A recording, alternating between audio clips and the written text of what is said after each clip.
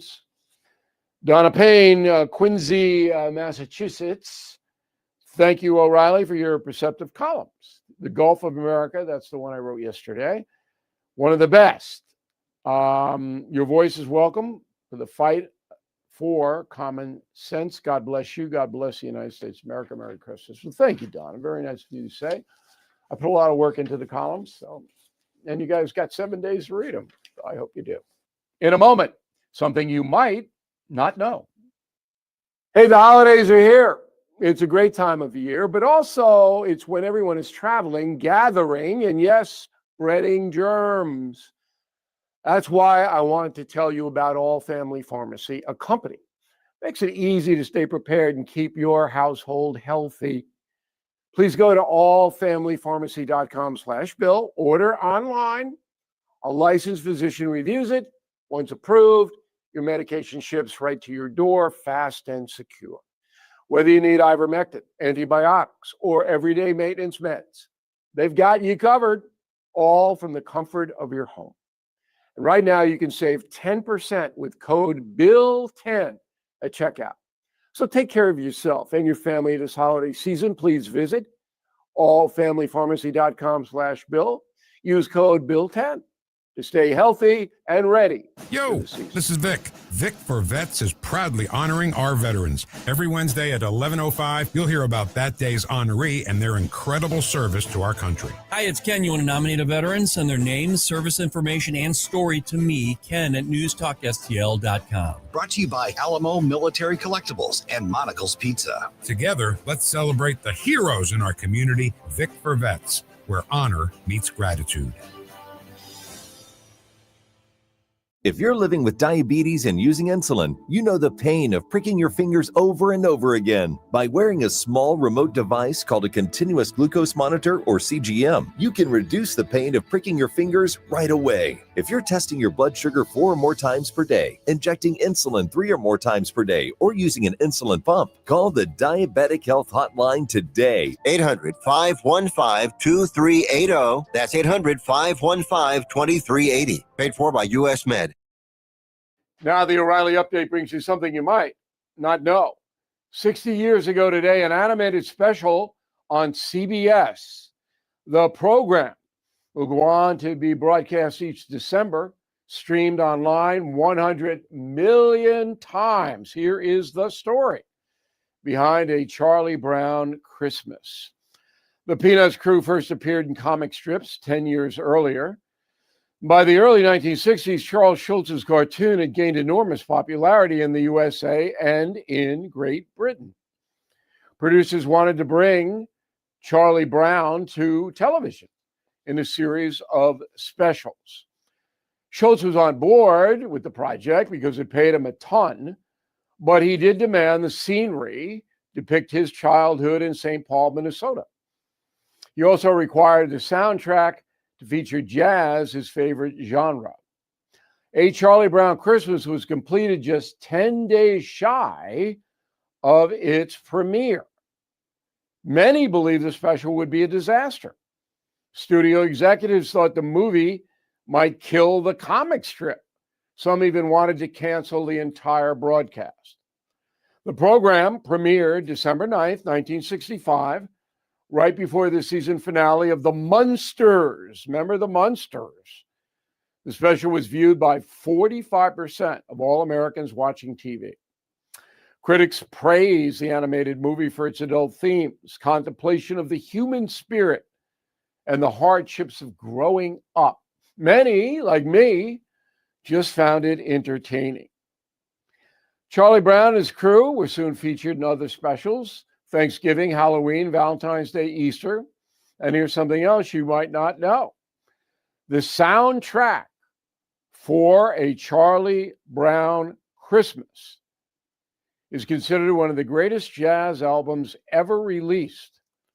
The compilation, performed by the Vince Guaraldi Trio, was inducted into the Grammy Hall of Fame in 2007 and was added to the Library of Congress in 2012 as a, quote, historically important sound recording for American history.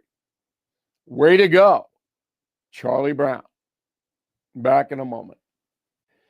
If you own a vehicle with less than 200,000 miles and have an auto warranty about to expire or have no warranty, listen up. Car Shield is a low-cost month-to-month vehicle protection plan. It's now available to the public. You can save out-of-pocket expenses on future auto repairs. Please call Car Shield now to find out how you can pay almost nothing for covered auto repairs. 800-881-0365 for a free quote. This protection plan is at an all-time low price. Drivers who activate this vehicle protection today will also receive free roadside assistance, free towing, and car rental options at no additional cost. So please call for your free quote. 800-881-0365. 800-881-0365. Hey, what do you have to lose? 800-881-0365. Thank you for listening to the O'Reilly Update. I am Bill O'Reilly. No spin, just facts, and always looking out for you. KLGY HD3 Clayton, K270BW Belfast, KNBS Bowling Green. This is News Talk STL at 1019, 94.1, and always streaming at newstalkstl.com. News this hour from Town Hall. I'm Keith Peters in Washington. The U.S. and Ukraine do not see eye to eye on how to end Russia's war against Ukraine. White House correspondent Greg Clugston reports. The peace plan proposed by the Trump administration calls for Ukraine to cede territory to Russia. President Trump told Politico that Moscow has the upper hand in the war and that Ukraine needs to cut a deal and start accepting things. But Ukrainian President Zelensky is resisting U.S. pressure for compromise and has reaffirmed his refusal to give up land. Meanwhile, Russia and Ukraine continue to exchange drone attacks. Greg Clugston, Washington. Miami votes for a new mayor today. Correspondent George Williams reports. The race is between former city manager Republican Emilio Gonzalez against County Commissioner Democrat Eileen Higgins. President Trump has backed Gonzalez's effort to retain the GOP's three-decade hold on the office. Higgins had won the earlier 13-candidate primary with 36% of the vote, compared with Gonzalez's 19%. As with other recent local elections, analysts are closely watching these results as one of the final electoral battles before next year's congressional midterms. The winner would succeed term-limited Republican Francis Suarez. George Williams reporting. The first of a series of powerful storms is slamming the Pacific Northwest, dumping heavy rain and swelling rivers. Como TV reports that fire crews rescued 2 people trapped by floodwaters at a campsite in the Gold Bar area of Snohomish County on Monday night. The National Weather Service's Weather Prediction Center expects several days of heavy rainfall in western Washington and northwestern Oregon. On Wall Street, a mixed day as the Dow was down by 179 points. The Nasdaq rose 30. More on these stories at townhall.com. Do you owe $10,000 or more in credit card debt or personal loans? With credit card debt at all-time highs, Debt Relief Advocates is urgently notifying consumers of debt relief now being made available, designed to aid consumers with out-of-control credit card debt. Those who qualify and enroll for this relief program will only have to pay back a fraction of what they owe. This is not bankruptcy or a debt consolidation loan. This is a relief program that credit card companies would rather you not know about, as it ends your debt nightmare and saves you lots of money. Consumers owing at least $10,000 in credit card debt or personal loans can now take advantage of this debt relief as the cost of living skyrockets. Debt Relief Advocates has established a relief hotline for you to call to learn what debt reduction you may qualify for, so don't wait. For this free information, call the Relief Hotline at 800-515-1865. 800-515-1865. 800-515-1865. From the Michaels Flooring Outlet Weather Center. I'm First Alert 4 Chief Meteorologist Steve Templeton. We've issued a First Alert weather day for Wednesday, and it's all due to the winds. There is an advisory out from 3 a.m. to noon. The strongest winds will be in the morning to midday. gusts around 40 to 50 miles per hour, and it's going to get much colder. Wake-up temperatures near 40, but falling quickly in the morning and through the afternoon into the 30s. So a partly to mostly cloudy day, windy and much colder. Then Thursday, partly to mostly cloudy, a high of 39 degrees as that chill settles in. That's the latest in the First Alert 4 Weather Center. I'm Chief Meteorologist Steve Templeton. This hour of News Talk STL is brought to you by Rodney and Jen Wallner and the entire Wallner home selling team at Berkshire Hathaway. Call them today at 314-810-SOLD. 314-810-SOLD. Do you own a timeshare? Well, face the facts. You made a mistake. You made a bad purchase. A timeshare is not an investment. It's a money pit that continues forever. If you use your timeshare, that's great. But if you don't and you want to legally get out of your contract, call my friends right now at the Timeshare Exit Hotline. They're an experienced team of lawyers who help good people like you get out of a timeshare contract that they just don't want. Don't throw away your money on maintenance fees. Use it for things you really want. We can help you end your timeshare contract and stop the money drain immediately. If you're ready to move on with your timeshare, call our team right now. Cancel your timeshare now with this free call. 800-524-1641. 800-524-1641. 800-524-1641. That's 800-524-1641. All the information I need on the drive to work. Like Ferguson in the morning. I keep it on throughout the day, whether it's local, national, or something big that's happening overseas. News, analysis, and opinion. St. Louis is #1 for conservative talk. News Talk STL. Tim Jones and Chris Arps in the afternoon. The 9 most terrifying words in the English language are, I'm from the government and I'm here to help. The more you remove voting from Election Day, the more opportunity you're offering for people to commit fraud. Are you not entertained? Are you not entertained? I think the Democrats are so short-sighted in this tactic they have now to just cheat at any cost to win elections. Lying dog-faced pony soldier. You said you were, but now you got to be honest. I'm going to be honest with you. What are we doing wrong here? As a former leader in the House, I think you can put your finger on it. It's called leadership. We don't have it. Tim Jones and Chris Arps.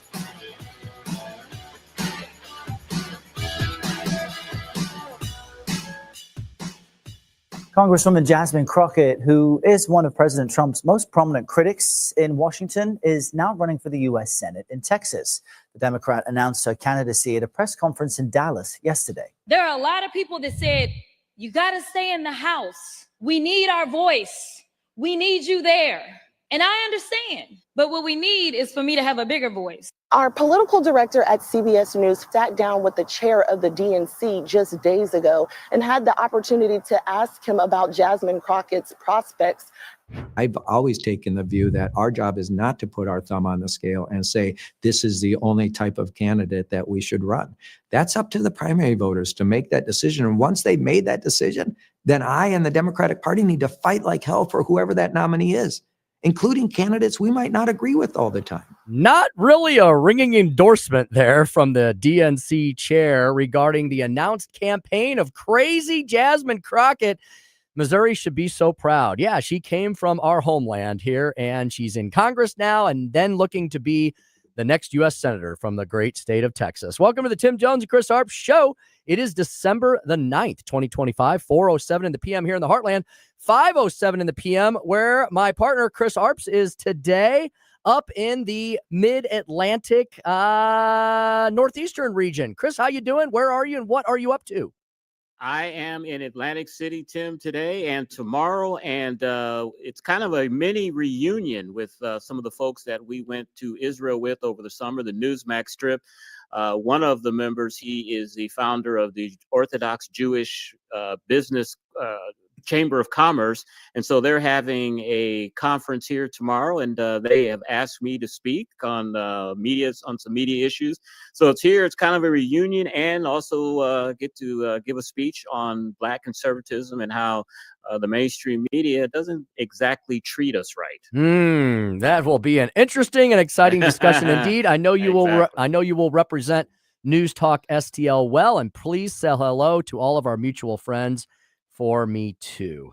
I will do that. I'm really looking forward to connecting back up with Johnny Tobacco, who will be here today and tomorrow for the conference. And of course, we have him on every other Friday or some Fridays to talk about business and his show. And you met him. He is a wonderful guy. He is a true character. He is a true New Yorker. He is indeed, and he is brilliant when it comes to the markets, finance, and the economy writ large. Chris, we got a jam-packed show for the listeners today. As always, at 4:25, we're going to talk about Waymo. We've talked about them over the last few weeks. I told the story about the Waymo that I followed in Phoenix, Arizona earlier this spring. Those are those automated self-driving vehicles, the robo-taxis. Well, Chris, looks like Waymo is bringing robo-taxis to St. Louis. So, Chris, we must not be completely down and out because all these tech entrepreneurs continue to want to use St. Louis as part of the training ground for the future. I guess that's a cool thing. That is a cool thing because usually St. Louis is behind the curve on things like this. You remember other major cities had Uber way before we did. And the reason was the taxi lobby in St. Louis County and St. Louis City did not want the competition. I'm really kind of surprised, and we may be hearing it in the near future, that the taxis and Uber drivers may put up a fuss about this because this is huge competition. If you got driverless cars, then why do you need Uber? Why do you need taxi cabs? Well, Chris, I read a story the other day that talked about that very prospect and how in the future, Chris, we will all own Waymo machines. So when we buy our vehicles in the future, they'll all be self-driving. So you will buy a car, but then it will be available to anybody else to use. So while you're out of town in Atlantic City at an important conference, somebody else can be using your vehicle and you'll be getting paid for it. So the argument is we'll have a lot less vehicles on the road. Now, I think that's far, far, far into the Jetsons' future, but that's what this one tech entrepreneur thought was eventually going to happen. Yeah, I think by the time that rolls around, I'll be pushing up Daisy somewhere. But Chris, who would have thought that you and I would see Jetson-like self-driving mobiles in our lifetime? They are here. They're on the roads now. It's amazing. It really is. I tell you what's even more here, Tim, is I read an article about a week ago where there is a company that is test marketing or testing driving or flying cars. Yes. So that is in the near future as well. And I've seen a prototype of that of a flying car. I just wonder, with flying cars and drones in the air and airplanes, it seems like it may be a little congested. Well, I think with GPS and satellites, somehow they'll figure all that out. But it'll be a brave new world indeed. We're going to talk about the Waymo machines, the robo taxis, with David Stokes at 4:25. And Chris, we're going to discuss the new Show Me Institute publication, the 2026 Blueprint. You and I, can you believe this? We are going to be in Jefferson City for yet another kickoff of yet another Missouri legislative session in less than 1 month. Wednesday, January the 7th, we'll be up in Jefferson City. We're going to talk about what they might be considering or what they should be considering in the legislature this year, because the Show Me Institute has got the 2026 Blueprint out. David Stokes will talk to us about that as well. Yeah, it's amazing. That's only a month away, and we'll be broadcasting up there. Americans for Prosperity. It will be the sole sponsor of our show. And this year, Mike Ferguson in the Morning will be doing his show up there as well. So it's going to be a really exciting time. It's going to be cold as hell. I'm sure it will. It's going to be an exciting time. It will indeed. Lots going to be on the docket next year. Income tax cuts and elimination, property tax reform, maybe the dreaded personal property tax will get the axe. We'll also be talking education savings accounts and universal school choice and those big ballot initiatives. We could have many of them before Missourians next year. Amendment 3, the good new Amendment 3 on the abortion rewrite, getting rid of gender ideology in our Constitution, putting some limitations around the out-of-control initiative petition process, which will be Amendment 4. We may have a referendum on the 7-1 congressional map. We thought it was going to be a sleepy midterm year in Missouri without any U.S. senatorial races or statewide races except for auditor. But, Chris, we'll have plenty to talk about, plenty to consider, plenty to explain to the folks when we kick off the legislative session in January. Oh, yeah. This is a midterm election. It'll be an election year. We've got all of these things on the ballot, as you said. So it's going to be a raucous election year. David Stokes to talk about that with to talk about all of that with Chris and I at 4:25. If you want to get a little sneak peek of that 2026 blueprint, it's up on the Show Me Institute website, showmeinstitute.org. Chris, what do we got teed up today for Chris's Corner at 4:45?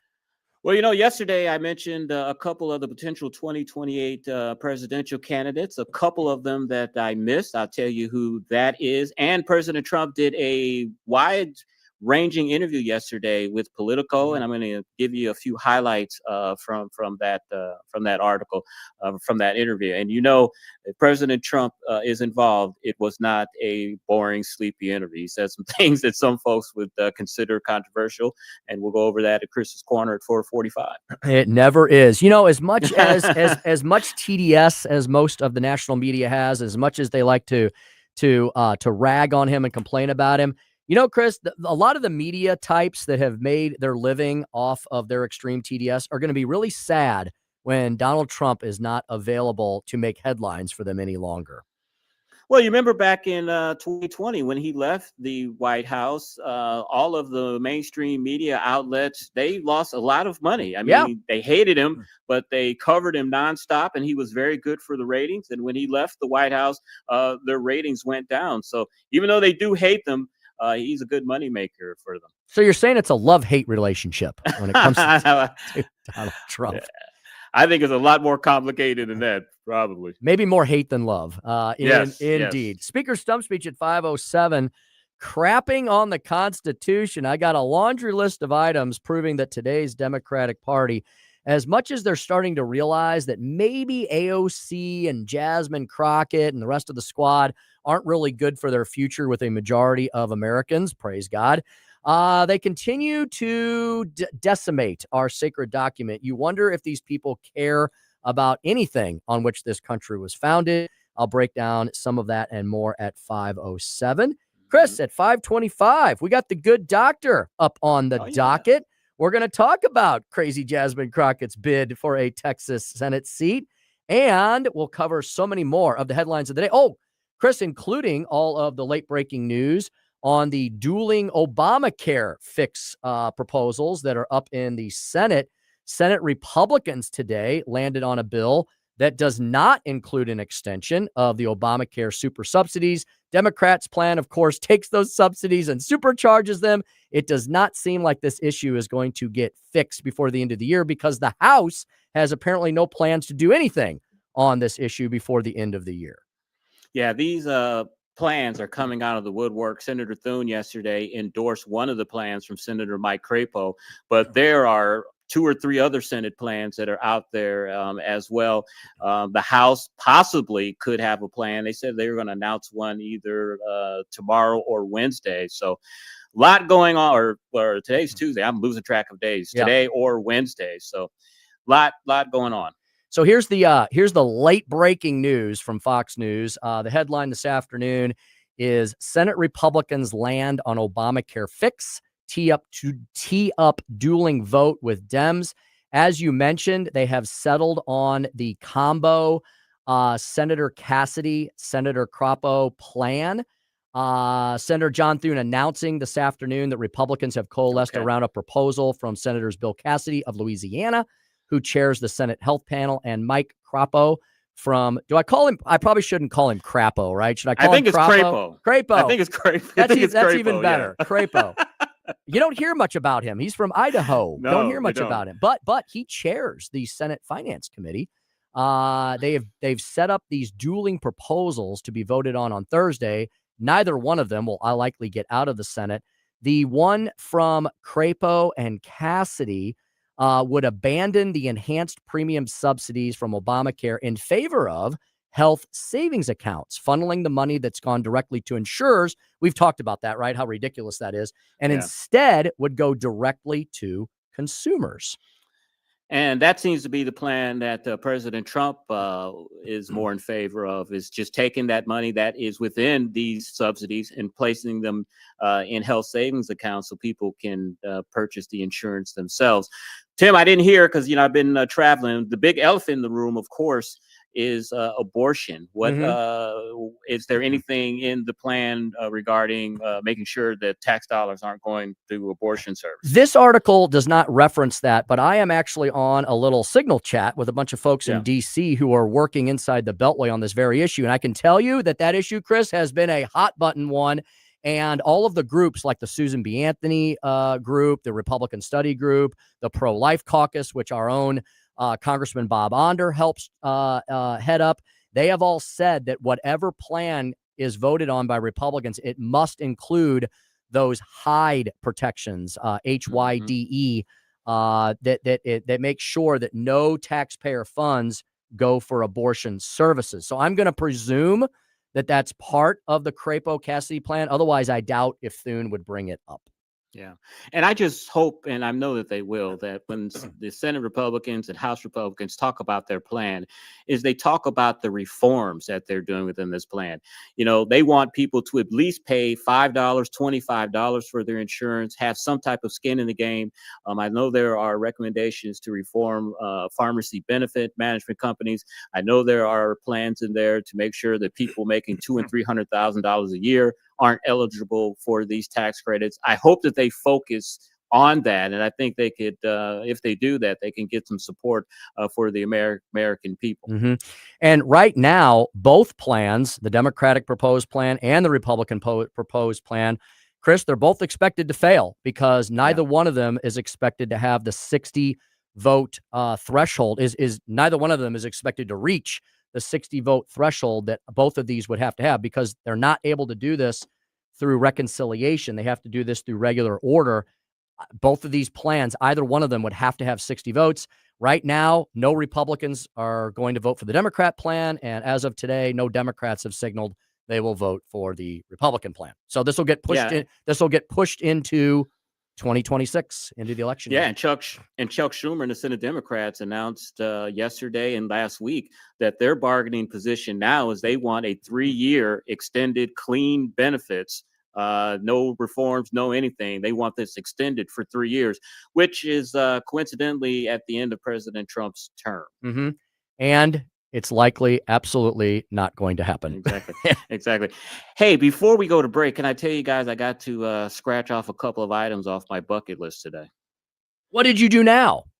Well, we didn't fly into Atlantic City. We flew into Philadelphia. Oh. And drove the hour to Atlantic City.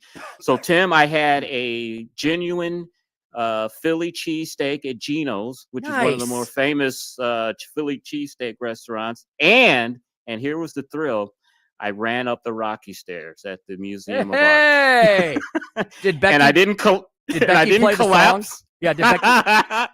No, I had it in my head while I was doing it. I did not collapse from exhaustion. There were not paramedics called to try to resuscitate me or anything. I actually ran up the stairs and I ran around the stadium just like Rocky did with my arms in the air. So that's a couple of bucket list items that I get to scratch off today. Well, Joey says that unless you send us a photo with you dressed in the gray sweatsuit with the beanie, it doesn't count because we got to put it up on the station socials.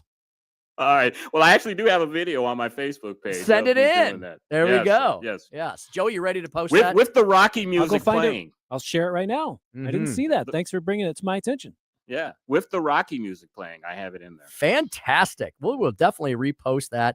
That's a reminder, folks, check us out. We're all over social media. We actually stream through multiple platforms every day. You can not only listen to us on these airwaves, on your streaming device, on your apps, but you can also watch us on Facebook, Twitter, Rumble, YouTube, and Instagram. We are available wherever you might be. NewsTalkSTL.com for all those details. All right, Chris, 4:22 in the PM. We're going to take a quick break, step aside. When we come back, we're talking Waymo, bringing robo-taxis to St. Louis, and what is in the 2026 Show Me Institute blueprint.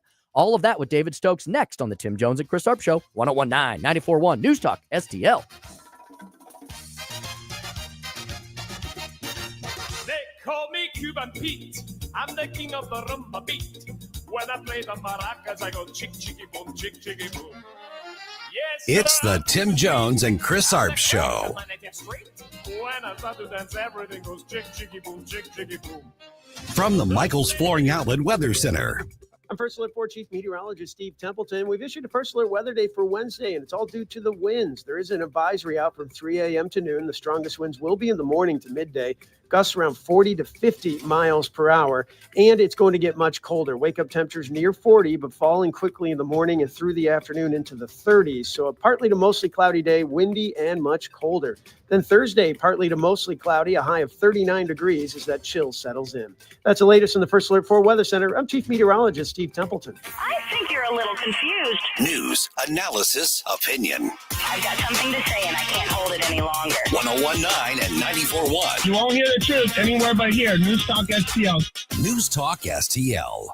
Some people are looking for very special gifts to gift this time of year, such as a brand new car or maybe a great deal on a used one. Well, your one-stop shop for both of those very special, important purchases would be at our good friends, Tyler Trineri, Chrysler, Dodge, Jeep, Ram. Yeah, Tyler Trineri is actually a guy. He's a great guy. He's a wonderful guy.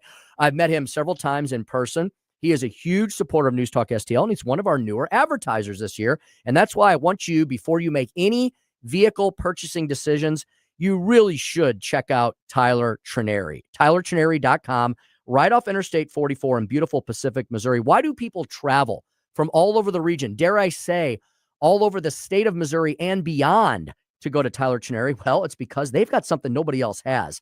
I'm serious about this. It's an exclusive lifetime warranty. We're talking everything stem to stern for every new Tyler Trineri vehicle and select used vehicles as well. Whoever offers that? Well, they do at Tyler Trineri, and that's why they set themselves apart from all other dealers, not just in the St. Louis area, but as I said, in the Midwest writ large. It's worth the trip to beautiful Pacific, Missouri to check out Tyler Trineri. They also have a fantastic service department, second to none. I should know. I've been a client, a customer, a loyal patron for well over a decade.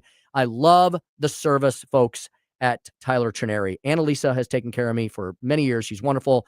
All the folks there are just fantastic. For the best price, selection, the amazing exclusive lifetime warranty, and a fantastic service department, check out Tyler Trineri, Chrysler, Dodge, Jeep, Ram today at TylerTrineri.com. That's TylerTrineri.com. Tom Shaw Realtors representing the sale and development of more than 150,000 acres. Selling, buying. Call Tom, 636-432-1922. Ask about hunting leases. ShawRealtors.com. Looking for an underwater adventure or a scaly new friend? Dive into Tropical World Pets on Watson Road. For 32 years, this family-owned wonderland has been St. Louis's go-to destination for all things aquatic and reptilian. With over 7,000 square feet of aquariums, we're home to the area's largest selection of freshwater fish, including rare cichlids you won't find anywhere else. But that's not all. We've got tarantulas, snakes, and lizards galore. Tropical World Pets, 314-849-4020, or visit twpstl.com. Duck season opens November 1st in Missouri's North Zone, and deer rifle season starts November 15th. Hunters, are you ready? Mike Ferguson here for Whistle Pig Outdoors. They have everything you need. Stock up on premium ammo, upgrade your decoy spread, and stay dry with top-quality, field-tested waders. Whistle Pig also has big game clothing, deer stands, blinds, and scents. From waterfowl to whitetail, Whistle Pig Outdoors has you covered on North Main in Troy or at whistlepigoutdoors.com. This hour of Jones and Arps is brought to you by Stifel. Contact your Stifel financial advisor at stifel.com. That's STIFEL.com.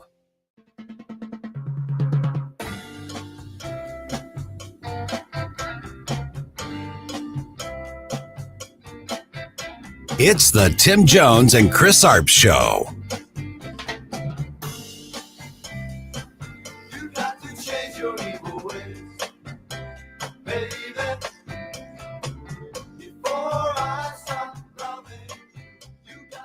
Ahead of these robo-taxis taking to St. Louis streets, last month, Waymo signed 4 Missouri lobbyists, and last week, a state House bill and a companion Senate bill dropped, spelling out how fully autonomous vehicles could legally operate in Missouri. Those bills also spell out how law enforcement would deal with a car that has no driver, including how to contact a fleet specialist and how to safely move a disabled vehicle off the road. In San Francisco, more Waymo pushback in October after a vehicle hit and killed a well-known neighborhood cat. There's the cat indeed. We got him live on the scene. Terrifying, terrifying, exciting, maybe a little bit of both. Let's bring in our next guest and ask him about that and much more. David Stokes over at the Show Me Institute. In high school, you talk about spike. I had a very short spiked. It was I knew there's a spike somewhere in that stuff. It wasn't very punky. It was more Leave It to Beaver-ish, maybe. He is the director of municipal policy and the knower of all things at the Show Me Institute, showmeinstitute.org. David Stokes joining us once again. David, we know that you love horses, but do you love cats as well? No, I don't have like a dislike of cats or a hatred of cats, but no, I'm not a cat guy. David, tell Chris and I and the entire News Talk STL Nation that's listening to us right now about Waymo, these robo-taxis, and what it could mean for St. Louis by the fact that Waymo is willing to bring them here to give them a little test drive. Well, Waymo is here testing them out now. Now they're not driving them. They're not driving their driverless robo-taxis yet. But they've got their people out, working their cars, running their, like their Google mapping agencies to map the streets for where they plan to operate. So I think it's very, is it terrifying or exciting? I think it's very exciting. I think it'll be great to have Waymo operating in St. Louis and then hopefully other parts of Missouri as well. And to, if some people aren't comfortable riding in it, that's fine. Nobody's going to force you to ride in a robo-taxi. It's just something that I think needs to be opened here. It'll be fantastic. And to anybody concerned about the safety issue, the data is pretty clear, and I think pretty obvious too, that these cars are much safer than human-driven cars. And much like I like horses, I like humans. I'm very pro-human. But we make mistakes when we drive. The Waymo cars are much less likely to do that. So they're very safe. That doesn't mean there shouldn't be a mechanism for addressing the incredibly rare incident where something might go wrong. But those incidents are going to be far less than human drivers. And I think it's just going to be great to have Waymo operating in St. Louis, soon followed by hopefully the rest of the state. And if they have to adjust some laws to clarify that this is allowed, then I hope they get done both this session in the legislature and at the Board of Aldermen or the county council or wherever else it might be required. Dave, my God, man, they're killing cats. Come on, you can't be wanting to in favor of them like that. They're killing cats, David. Where's your compassion? I'm not an expert, but I do believe in the history of America that probably some human driving a car has also run over a cat. I believe that probably happened probably more than once, to be honest. David, let me ask you this. After you left the St. Louis County Council, around the time I joined, maybe a year afterwards, that's when there was a big kerfuffle about the taxi cab commission, and they didn't want any type of competition coming into St. Louis County. There was a thing where you couldn't drive St. Louis County cabs into St. Louis City and vice versa. We saw a big deal when Uber was coming here. They didn't want the competition. Why do you think we're not seeing as much blowback this time around with the Waymo cars? Well, maybe it's yet to come. That remains to be seen. I know that one member of the Taxi Cab Commission, Richard Callow, seems to have some serious questions about Waymo. But overall, I would hope that the newer appointees to the Taxi Cab Commission are just more amenable to technological change than they used to be. Bear in mind, I could talk about taxi cab licensing in St. Louis for hours and hours. And Chris, as you know, and Tim, I believe you've heard the story too. I once opened a bribe from taxi cab operators for Councilman John Campese back in 2001 when they were trying to bribe him to vote for stricter licensing and stricter control of taxi cabs. So this is something I've been familiar with in ways that I didn't even want to be involved in for a long time. So they want to just protect entrenched interests. That was all the Taxi Cab Commission has been about. Hopefully not in recent years, but for the prior 30 years, it was protecting the entrenched interests of the taxi cab industry in St. Louis. And it was the same way in other cities as well, probably even much stronger in other cities which had much larger taxi cab fleets than we had. But look, technology forces adaptation, and yes, you need to adapt regulations and rules for it. They needed to adapt the rules for Uber as opposed to keeping it as it was to limit the use of Uber and Lyft in Missouri. It was bad that they tried to do that for a year or two. It was great that it was defeated. And I don't know that that's going to happen here. I certainly hope it isn't. I think the safety record speaks for itself as to how it is, in fact, a safer method of getting around, or just as safe at least. And I don't expect massive blowback from the entrenched interests. First of all, the taxi cab industry is not nearly as powerful as it used to be, thanks to Uber and Lyft in the first place. And hopefully it doesn't happen. But if it does happen, it needs to be defeated, just as it was with Uber and Lyft previously. Speaking to David Stokes, Director of Municipal Policy at the Show Me Institute, showmeinstitute.org. He's also on Twitter X, David C. Stokes on that platform. David, the Missouri legislative session for 2026 is right around the corner now. It begins Wednesday, January the 7th. Chris and I will be there in the afternoon broadcasting live. Mike Ferguson and Susie Moore will be there in the morning broadcasting live to kick off the legislative session. The Show Me Institute will be likely in the house and under the dome as well quite a bit this year because they've got the 2026 blueprint out that you just published. David, before we get into all the nitty gritty and the nuts and bolts, what are the highlights that our listeners need to know regarding the 2026 blueprint is what the Show Me Institute thinks needs to be passed to make Missouri a better place to live, work, and raise a family? Well, that's a heck of an intro, Tim. I don't need to say much more, I don't think. So yeah, we just released our blueprint yesterday. We had an event at the Missouri Athletic Club. We had a lot of people in attendance, so it was great. And it will be, if it's not already up on our website at showmeinstitute.org, it will be very soon for I'm sure that hundreds of thousands of people who will probably crash our website to read it. But right, one highlight, I want to go with two highlights for the legislative session. And one is, something that we've had advancements and improvements on recently, but not gone nearly far enough, and that is expanding school choice in the state of Missouri, expanding the number of kids who have access to opportunity scholarships, and expanding the number of kids who aren't just sort of trapped in their own school district and have the ability to change school districts much more easily.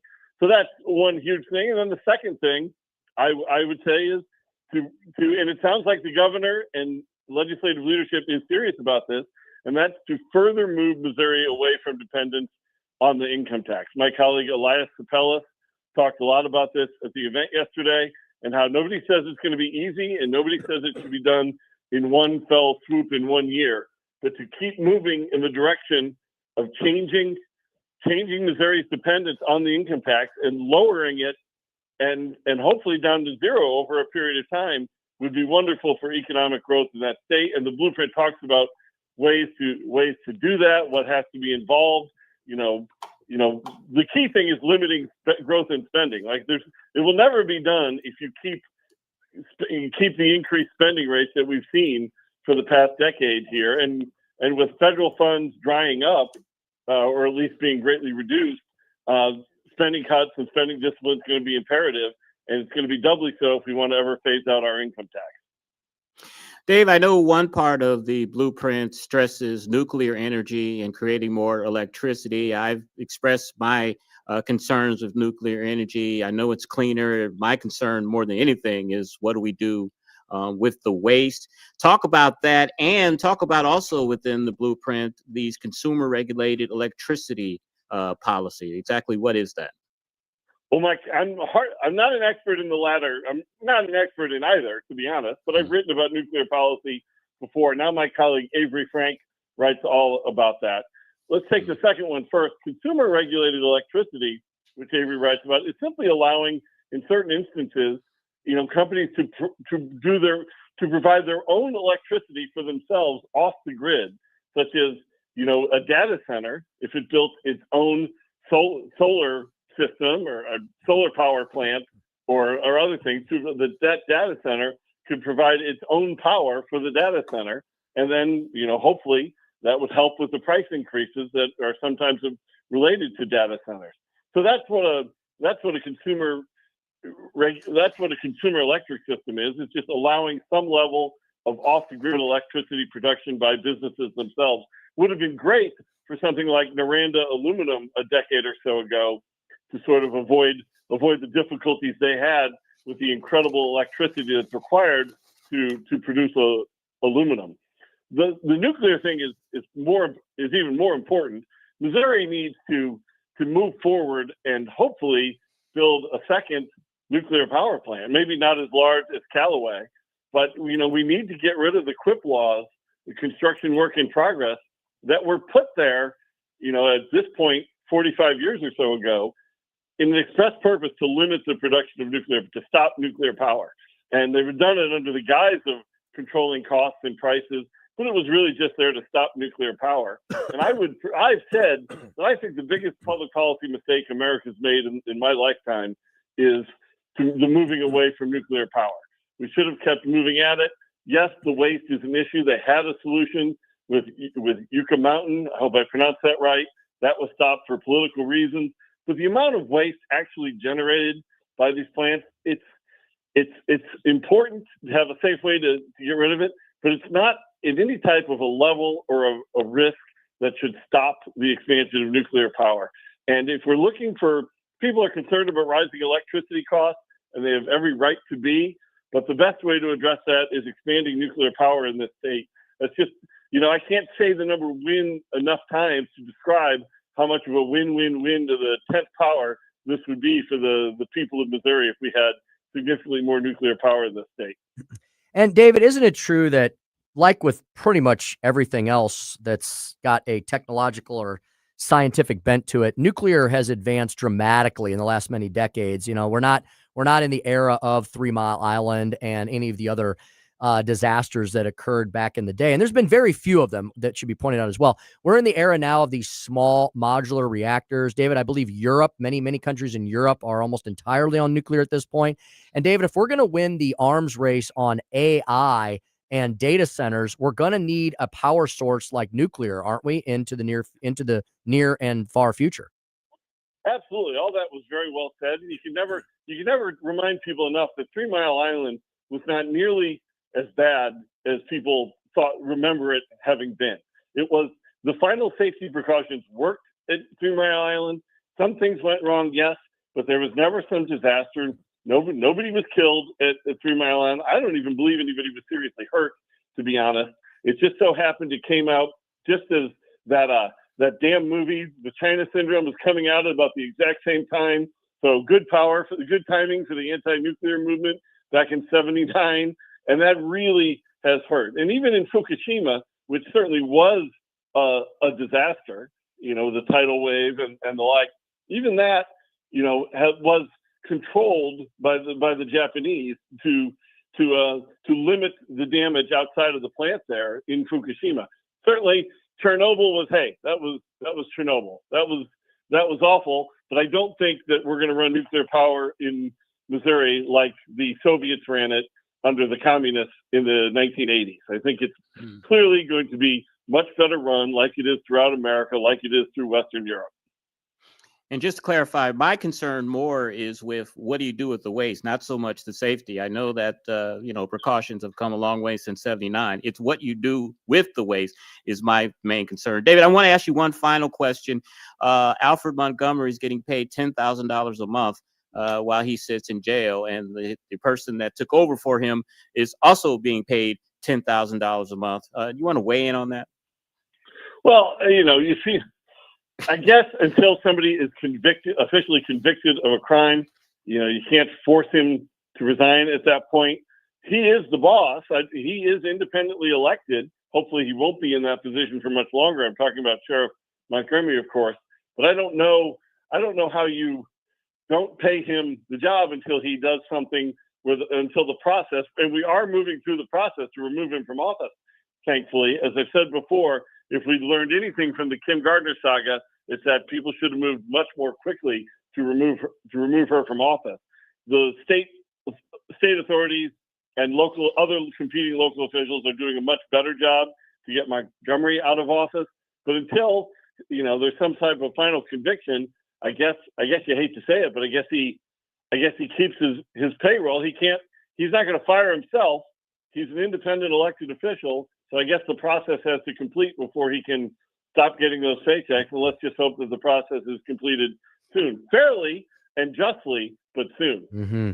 That's David Stokes, Director of Municipal Policy at the Show Me Institute. You can check out that 2026 blueprint, Moving Missouri Forward, exploring 17 policy areas that the legislature will likely be tackling in one way or another. That's at showmeinstitute.org. David, thanks for everything. We'll look forward to speaking with you next Tuesday. Thank you, David. Thanks, guys. Always great talking with you. Hope everybody's having a great Christmas season, and talk to you soon. You as well. All right. On the Tim Jones and Chris Arps Show, we've got Chris's Corner coming up next. Chris, remind the folks what we're going to be discussing today. We're going to talk about a potential 2028 presidential candidate that we missed yesterday. And we got a little news on Jasmine Crockett and what the folks in Texas and other Democrats think about her chances. Fascinating. Jasmine Crockett and 2028 presidential candidates, all of that and more up next in Chris's Corner on the Tim Jones and Chris Arps Show. Yep, it's 1019 94.1 News Talk STL.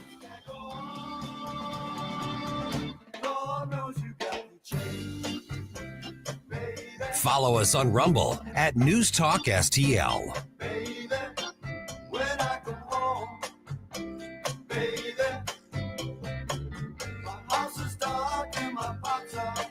From the Michaels Flooring Outlet Weather Center. I'm First Alert 4 Chief Meteorologist Steve Templeton. We've issued a First Alert weather day for Wednesday, and it's all due to the winds. There is an advisory out from 3 a.m. to noon. The strongest winds will be in the morning to midday. Gusts around 40 to 50 miles per hour, and it's going to get much colder. Wake-up temperatures near 40, but falling quickly in the morning and through the afternoon into the 30s. So a partly to mostly cloudy day, windy and much colder. Then Thursday, partly to mostly cloudy, a high of 39 degrees as that chill settles in. That's the latest in the First Alert 4 Weather Center. I'm Chief Meteorologist Steve Templeton. I really like all the things you're saying. News, analysis, opinion. Thank you very, very much. News Talk STL. Hey, pay attention. If you've been listening closely, which I hope I'm sure you have been, you've been hearing the weather being reported at several of our breaks, and you've been hearing that there is a ton of wind about to blow into the heartland, especially the St. Louis region, over the next 24 hours or so.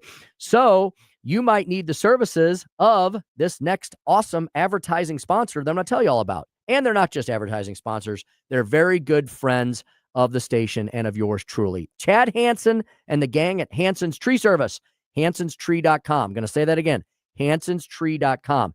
At the top left-hand corner of hansenstree.com is the emergency service line that also doubles as the regular daily business line as well, so you don't got to go hunting for different numbers. If you have a tree problem over the next 24 hours caused by this major wind that's coming in, I want you to go to hansenstree.com. I want you to call the number, 636-379-1830. Again, that's at hansenstree.com. No job, too big or too small. Maybe there's like a little tree that crashes into your gutters and you're like, I guess I'll handle that on my own. Maybe I can figure it out. Call Chad Hansen, get Hansen's Tree out there. If you have a major problem, if the big oak tree comes down, God forbid, or something else, and you're like, oh, who is going to clean up this mess? Hansen's Tree, hansenstree.com. One-stop shop for expert insured tree care. Been in business for decades in this region. Multi-generational, independently owned, family-owned business. They're wonderful people. They take care of everything, and you don't even know that they were there. I know that for a fact because I had a stump that needed to be taken. I took the tree. It was a smaller tree. I was able to take down, cut it all up, but didn't have a stump grinder. So Chad Hansen came out, cleaned it up. I've got grass growing now where that patch was, and we planted a few other trees along the way. Tree care, green resource recycling, grinding and land clearing, and so much more. They've got awesome organic mulch, mounds and piles of it, but it goes fast and they restock it. Get that mulch out and protect those beds where you've planted all your bulbs and stuff for next year, and you'll be so much happier come spring because those bulbs will be nice and protected and warm. Because I don't know if you looked at the long-range forecast, after this wind goes through, it's going to get really cold. So you need the tree care, you need the tree services, you need the mulch. You can apply for a hassle-free estimate, 6 months, same as cash financing for approved customers, and so much more at hansenstree.com. That's hansenstree.com. Severe storms are just part of life here in St. Louis, and that means your roof absorbs a lot of wear and tear. It might be time to replace it to keep the rest of your house or your business safe. I'm Mike Ferguson for TB Exteriors. Whether it's storm repair or a complete roof replacement, TB Exteriors has been providing roofing, gutter, siding, and window exteriors throughout St. Louis. And this is important, they'll assist you with insurance claims. Visit tbexteriors.com to schedule a free estimate. Is your portfolio prepared for the biggest risks facing investors today? Hi, it's Tim Jones. High inflation and a rapidly changing economy may impact your investments. If you haven't made appropriate changes, your portfolio may not be positioned to address some of the biggest risks in today's economy. That means it's time to request your free portfolio review from the ClearPath Wealth Management Group at Stifel. You can hear their latest views on the markets and investing during On the Money, hosted by Stifel financial advisors Bob Stockdale and Eric Robert, every Saturday morning at 9 a.m. on News Talk STL 101.9. They can help you get organized, guide you through critical retirement decisions, and create a portfolio designed around your needs. To schedule your free portfolio review, go to clearpathinvesting.com. That's clearpathinvesting.com, or call 636-695-2650. That's clearpathinvesting.com, 636-695-2650. Stifel Nicholas & Company Incorporated, member SIPC and NYSE. On the next Larry Connors USA.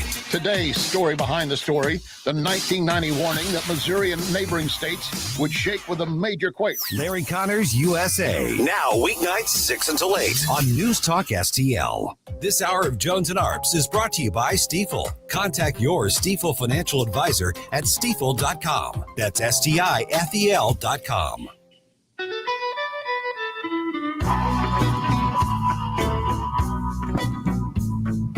You're listening to Tim Jones and Chris Arps.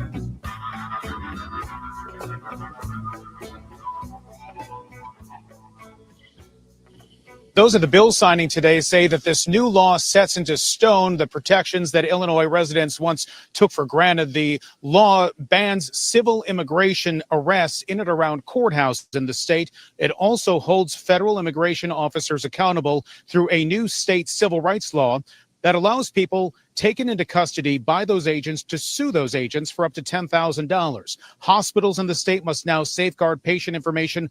Also, universities and daycare centers in the state must now develop protocols for employees not to share immigration status. Together, we're sending a message to Donald Trump, to Kristi Noem, to Gregory Bavino, and anyone else seeking to terrorize our people. Your divisiveness and your brutality are not welcome here. Well, Chris mentioned 2028 presidential candidates. There's one of the nuttiest right there, Pritzker of the failed People's Republic of Illinois. Chris, how sad is it that one of the greatest presidents of all time, Abraham Lincoln, came from Illinois, and he's probably looking down, just shaking his head with dismay and wonderment at this point in time? I think Republicans and people in Kentucky will say that, yes, he may have made his career there in Illinois, but he was born in Kentucky. So I think maybe they'll claim him and take it away from Abe. And Abe's probably saying, I don't want to claim Illinois anymore. Stop associating me with it. Exactly. Look, I got to say something. I have been behind President Trump's immigration policies 100%. Stop the border. Stop these people coming in that are illegal. If you are in this country illegally, you should be, deported out of this country and never allowed to come back, in my opinion. But I got to disagree with something that happened over the weekend in Boston. I don't know if you've heard about this, but there was a naturalization ceremony that was set to happen in Boston on Saturday.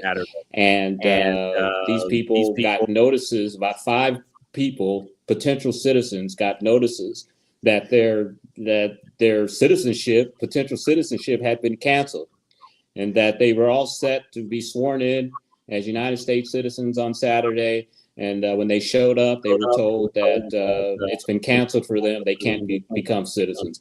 And we always stress that we want people to come to this country and do it the right way, to become a citizen, learn the language, learn our laws, learn our customs, pay the money that you have to pay, follow all our laws and regulations. And you do that, you become a United States citizen. And we know that that's not a process that happens overnight. It takes years for that process to happen.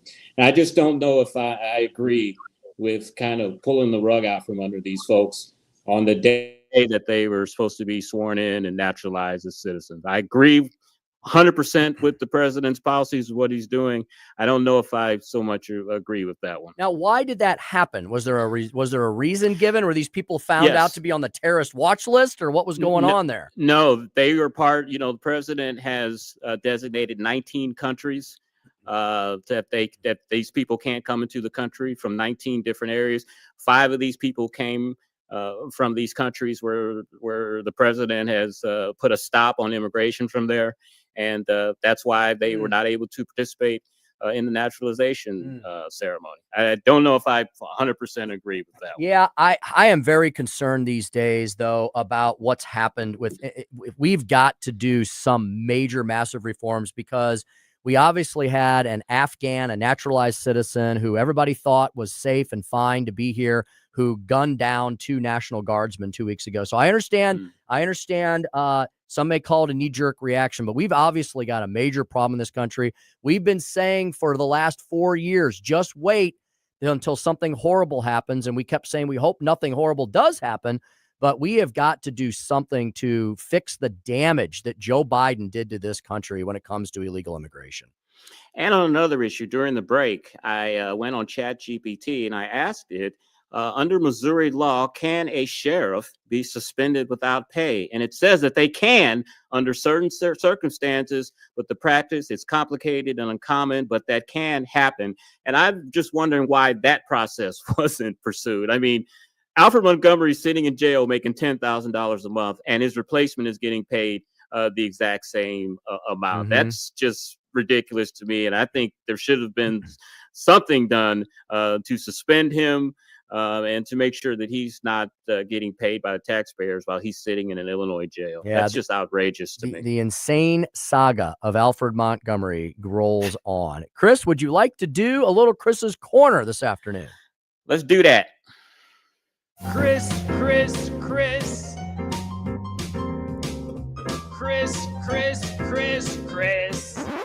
And if you don't know, now you know. And now, Chris's Corner. We came in with that clip, with former St. Louis and Jasmine Crockett, who's now running for a Senate seat there in Texas. I think we should just call her Jazz, just for short, because I don't take her serious. So we'll just start calling her Jazz Crockett. There was a Democratic group in Texas. This is what they had to say about her potential chances of becoming a senator. They said, quote, "There are very few, if any, examples of Democrats flipping seats by mobilizing the base. And I think much more common is that you see folks winning by getting some sort of crossover appeal." That was regarding Jasmine Crockett's candidacy. I'm not saying the Texans are racist. I don't mean that in any way, but I just cannot see them voting for a super progressive person like her. There is no way that she can win. And I think that she's wasting her time, and that I think she's trying to set herself up for a potential media career more than anything. Talked about Rahm Emanuel, another potential Illinoisan who may run for president. He said that the U.S. should mirror Australia's child social media ban. He said he's going to push lawmakers in a new video to help block kids under 16 from most social media platforms. He was asked about this. Is this going to be part of his presidential platform? And he said protecting our children on a public health basis is going to be a priority if he runs for president. So I think Rahm Emanuel is going to throw his hat into the ring. He's going to give Pritzker a run for his money. And I've said many times here, Rahm Emanuel is one presidential candidate that I fear. But as we talked about it yesterday with Shapiro, he is Jewish. And Tim, as you said correctly yesterday, the Democrats now hate Jewish people. So that may not be too good for him. We talked about President Trump did an interview yesterday with Politico, and he was not very kind to Europe. He said, "I think they're weak, but I also think they want to be so politically correct. I think they don't know what to be. Europe doesn't know what to do." And he called Zelensky P.T. Barnum. So President Trump being President Trump and saying what's exactly is on his mind. That is Chris's Corner. And the Russia-Ukraine war and crisis rolls on. When we come back, we'll have the Speaker's stump speech, the kleptocracy crapping on the Constitution. How do you like that alliteration? Dr. Randy Tobler, Jasmine Crockett, the FDA commissioner under fire, and more on the Tim Jones and Chris Arps Show, 101.9, 94.1 News Talk STL. And wait for after dark.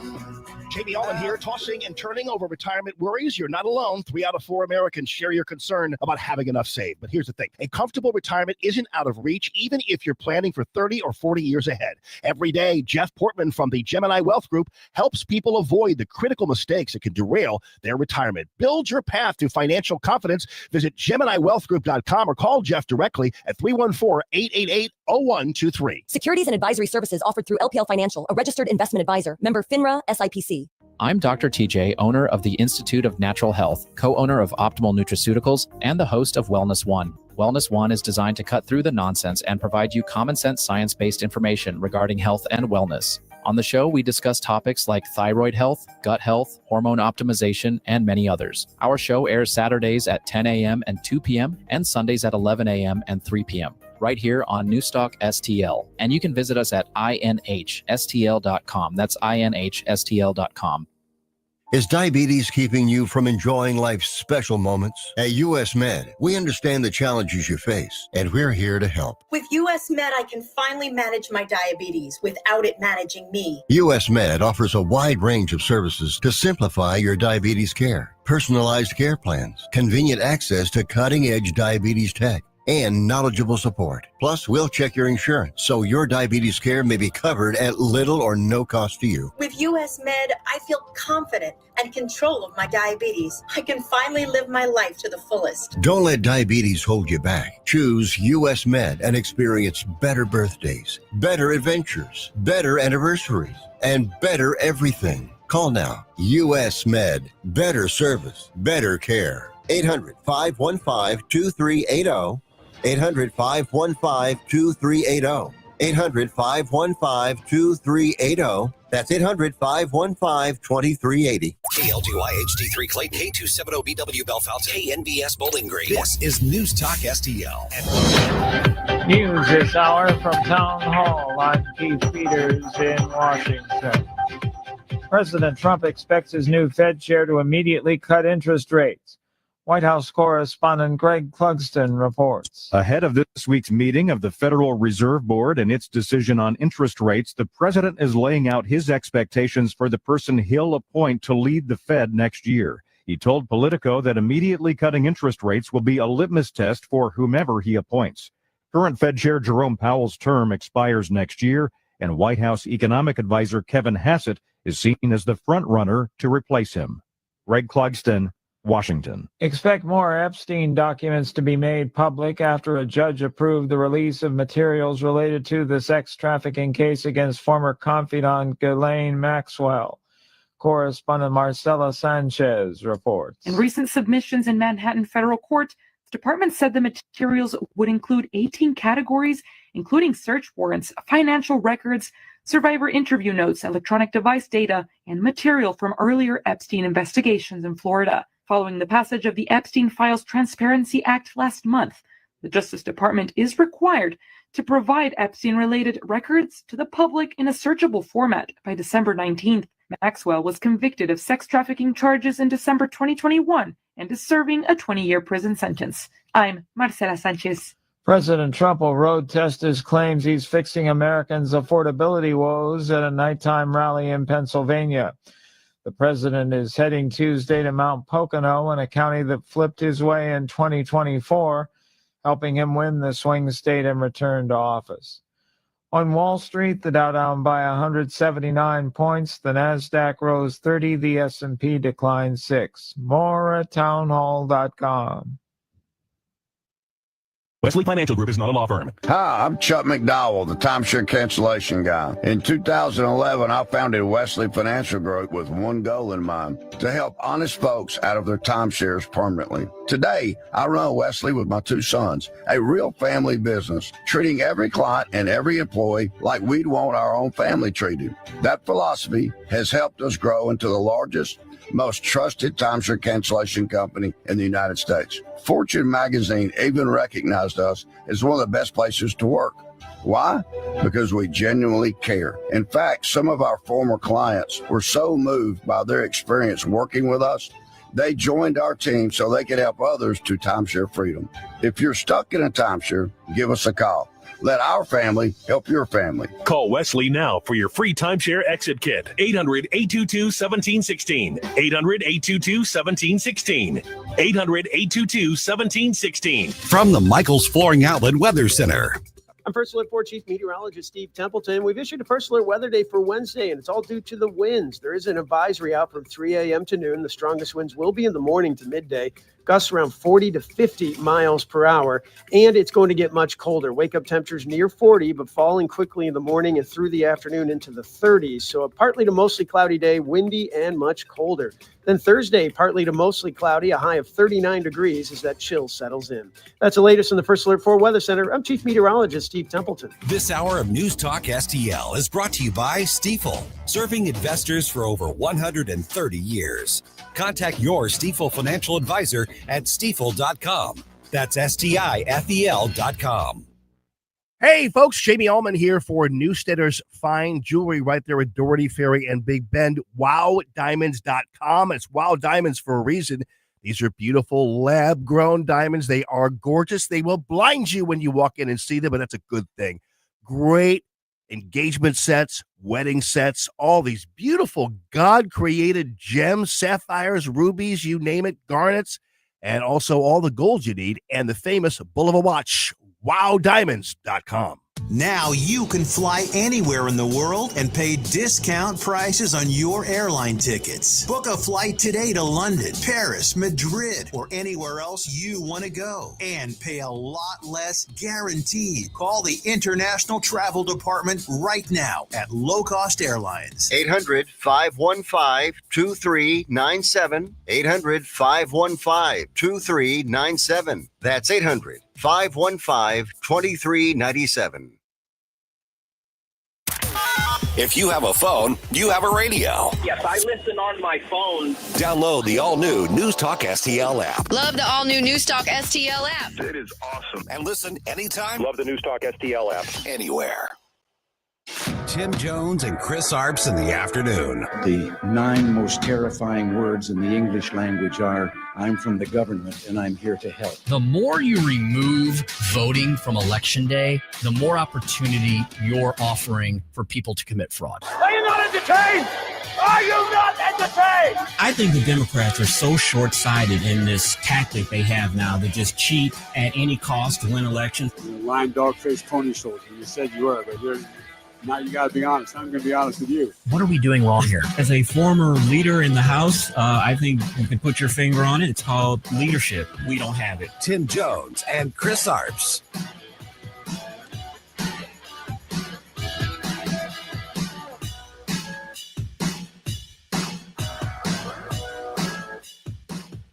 So let's look at that national average right now, because the price of regular unleaded has dropped by 5 cents just in the last week, now standing at $2.90 per gallon. It's the lowest level in over 4 years since May 2021.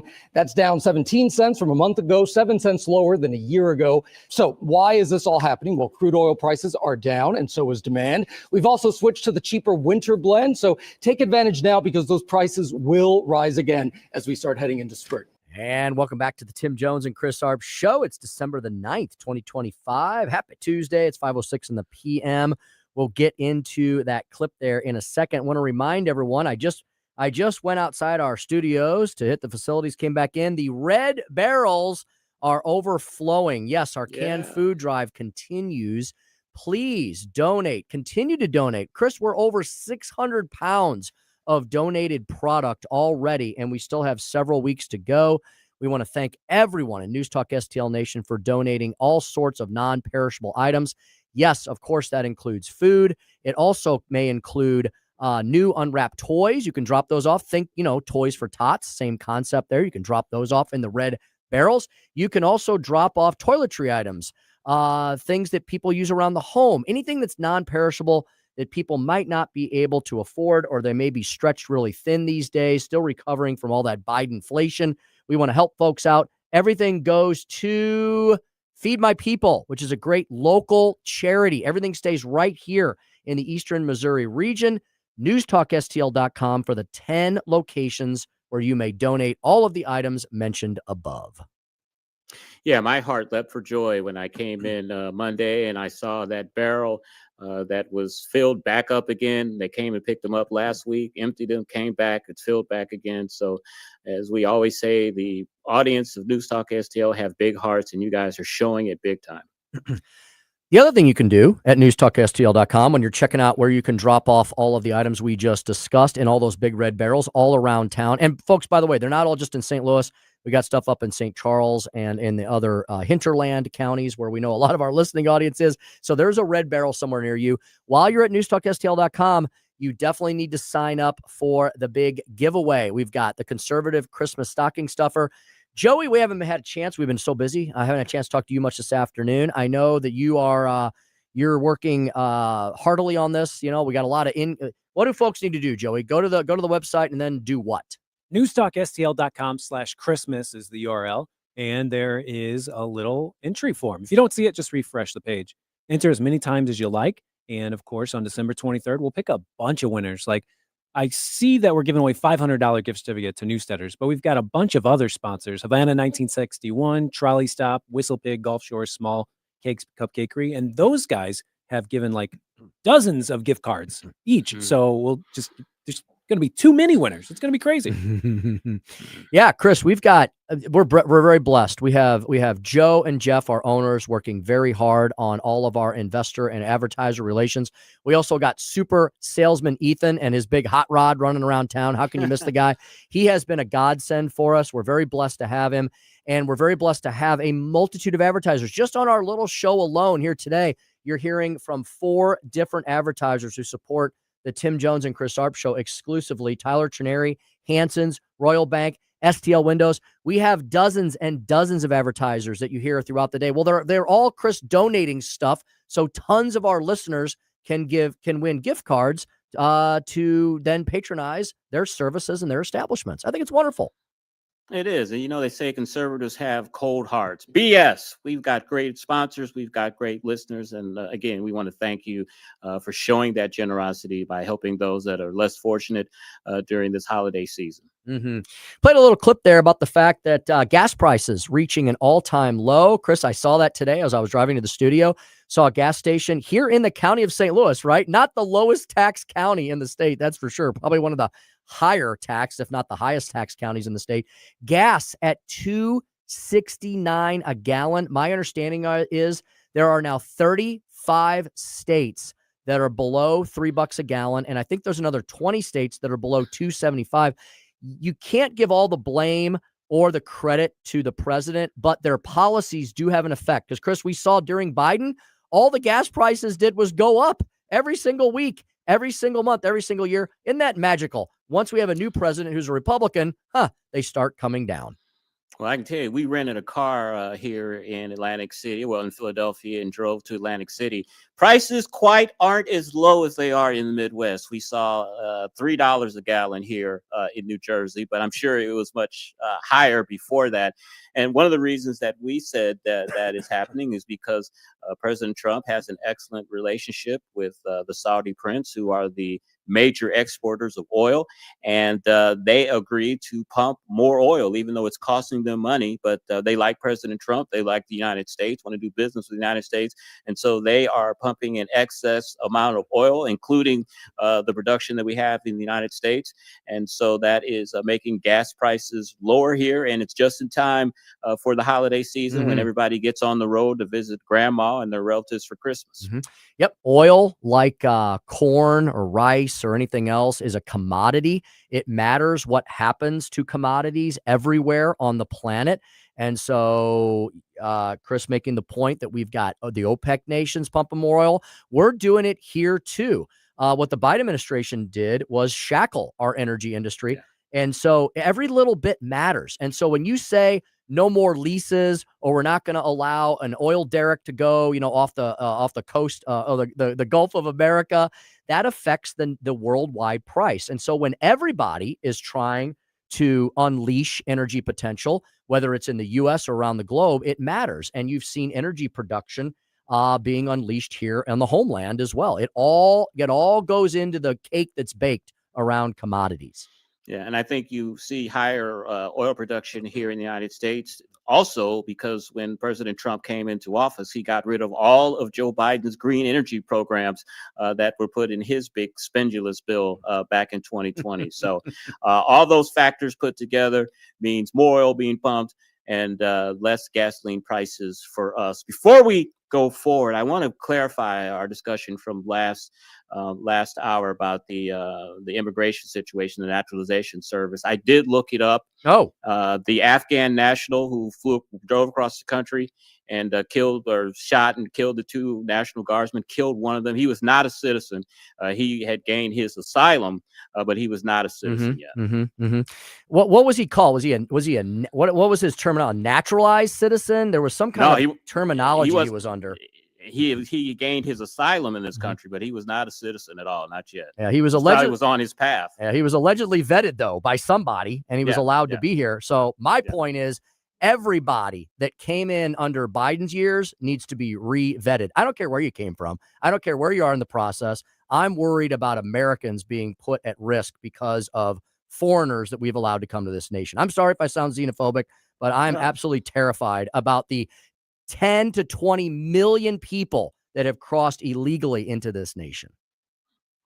We've got to get to stump speech in a second. Oh, and we've got Dr. Randy Tobler. Yes. Chris, there was a big headline that came out a couple hours ago. The FDA commissioner is under fire, and many national pro-life groups are calling for the FDA commissioner to be fired because of the slow walking of the abortion pill. I don't know if you've heard about this at all. Who is the FDA commissioner? Do you remember? I don't remember off the top of my head. I don't know. I did see a headline about this, but I remember that the pro-life groups were extremely angry because they gave regulatory approval, and I can't ever say it, but the abortion drug, was it mifepristone? You got it. Bingo. Yes. Oh, I got it right. I usually can't get that right. No, but they gave permission for a similar drug as that, and that really set them off. So I'm sure he or she has been on their radar screen ever since that. Dr. Arps, that rolled right off your tongue. Yeah, thank you, because usually I butcher it. Dr. Randy Tobler, he'll discuss that issue. And Chris, we had Congress actually did something this week. They passed the National Defense Authorization Act. We talked a little bit about that with Senator Jim Talent yesterday. And we'll ask Dr. Tobler, now that the product is final and heading to the president's desk, we'll ask him if he's got any thoughts on what Donald Trump has been doing with the military as well. All that's coming up at 5:25. Oh, I mentioned that today's Speaker Stump speech would be the fact that the kleptocracy, there's your SAT word for the day, continues to crap on our Constitution. What am I talking about? Let's get to it now and next. Today's Speaker Stump speech. Listen to me, listen to me. I'm very consistent. I'm a very stable genius. It's time for the Speaker's Stump Speech, sponsored by Hanson's Tree Service at hansonstree.com. Okay, first of all, what the heck's a kleptocracy? Doesn't sound good, does it? Well, it's not. A kleptocracy is a society or a system of government ruled by people who use their power to steal their country's resources. Oh, does that sound familiar? It should, because that's basically what's being uncovered in that massive scandal that has been that has hit the headlines and the airwaves up in Minnesota. Unfortunately, though, folks, it's not limited to Minnesota, and it didn't just happen. It's something that has been investigated now for, get this, over 7 years. Great article that I found on this very subject in a publication I never heard of before called the Manhattan Contrarian. I guess that's the conservative online blog based in the once mighty Empire City of the Empire State, the Big Apple. The Manhattan Contrarian has a headline today: welfare fraud in blue cities. Notice the plural there. So we're not just going to continue to beat up on the Twin Cities in Minnesota, because apparently, as the headline continues, this is pervasive all across the country. Welfare fraud in blue cities. How pervasive is the kleptocracy? If you keep up with current events at all, it's unlikely you've missed in the past week the explosion of the Minnesota Somali fraud, welfare fraud scandal into the national and even international headlines. Not that the enormous Somali welfare fraud in Minnesota is something new. Unfortunately, it's not. The bloggers at Powerline, who are based in Minnesota, have been covering the subject since at least 2018. I'm no math genius, but that's at least 7 years. Why are we just hearing about it now? Here is a May 2018 City Journal piece by Scott Johnson of Powerline reporting on an investigation 7 years ago of a Somali-owned daycare centers suspected of stealing, get this, millions of dollars by billing the government for inflated numbers of enrollees.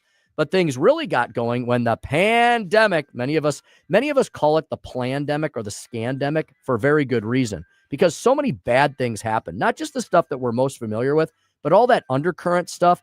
Folks, there was trillions of dollars of cash flowing from the government, courtesy mainly of Joe Biden, that went out all across the... Didn't we say at the time, holy smokes, who's going to keep track of this? Where's going to be the accountability? Is anybody auditing this? Well, guess what? That's when the fraud went to the extreme. Minnesota became ground zero for Somali fraudsters setting up sites supposedly to feed hungry children and collecting millions of dollars for meals that, get this, were never prepared or served. How horrible is that? You set up a charity to feed starving Somali children who are at the poverty level in Minnesota, and the meals are never delivered. Somebody just pockets the cash, or worse yet, sends it via international wires.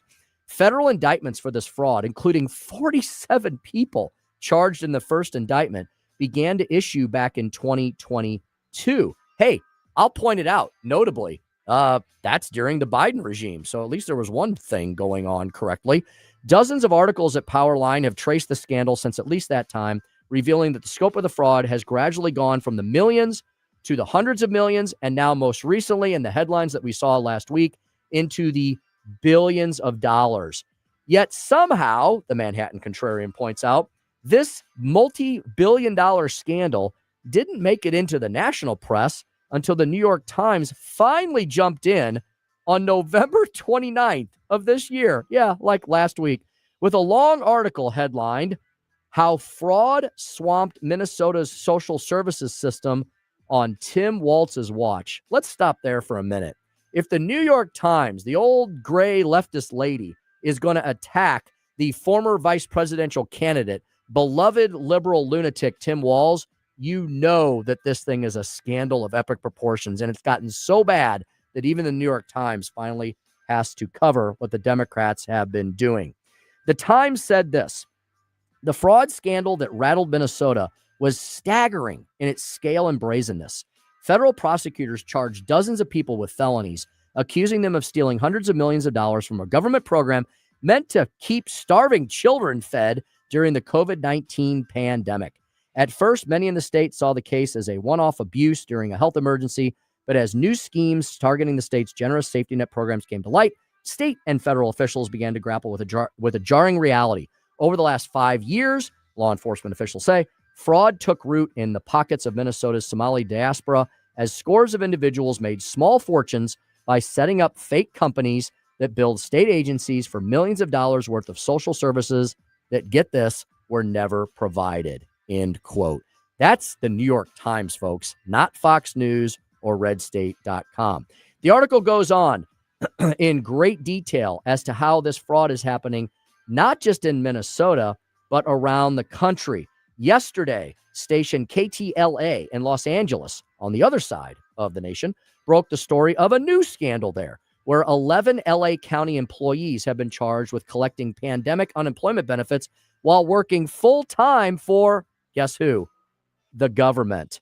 Peachy Keenan commented on X, "All blue cities are run by the same exact kleptocracy."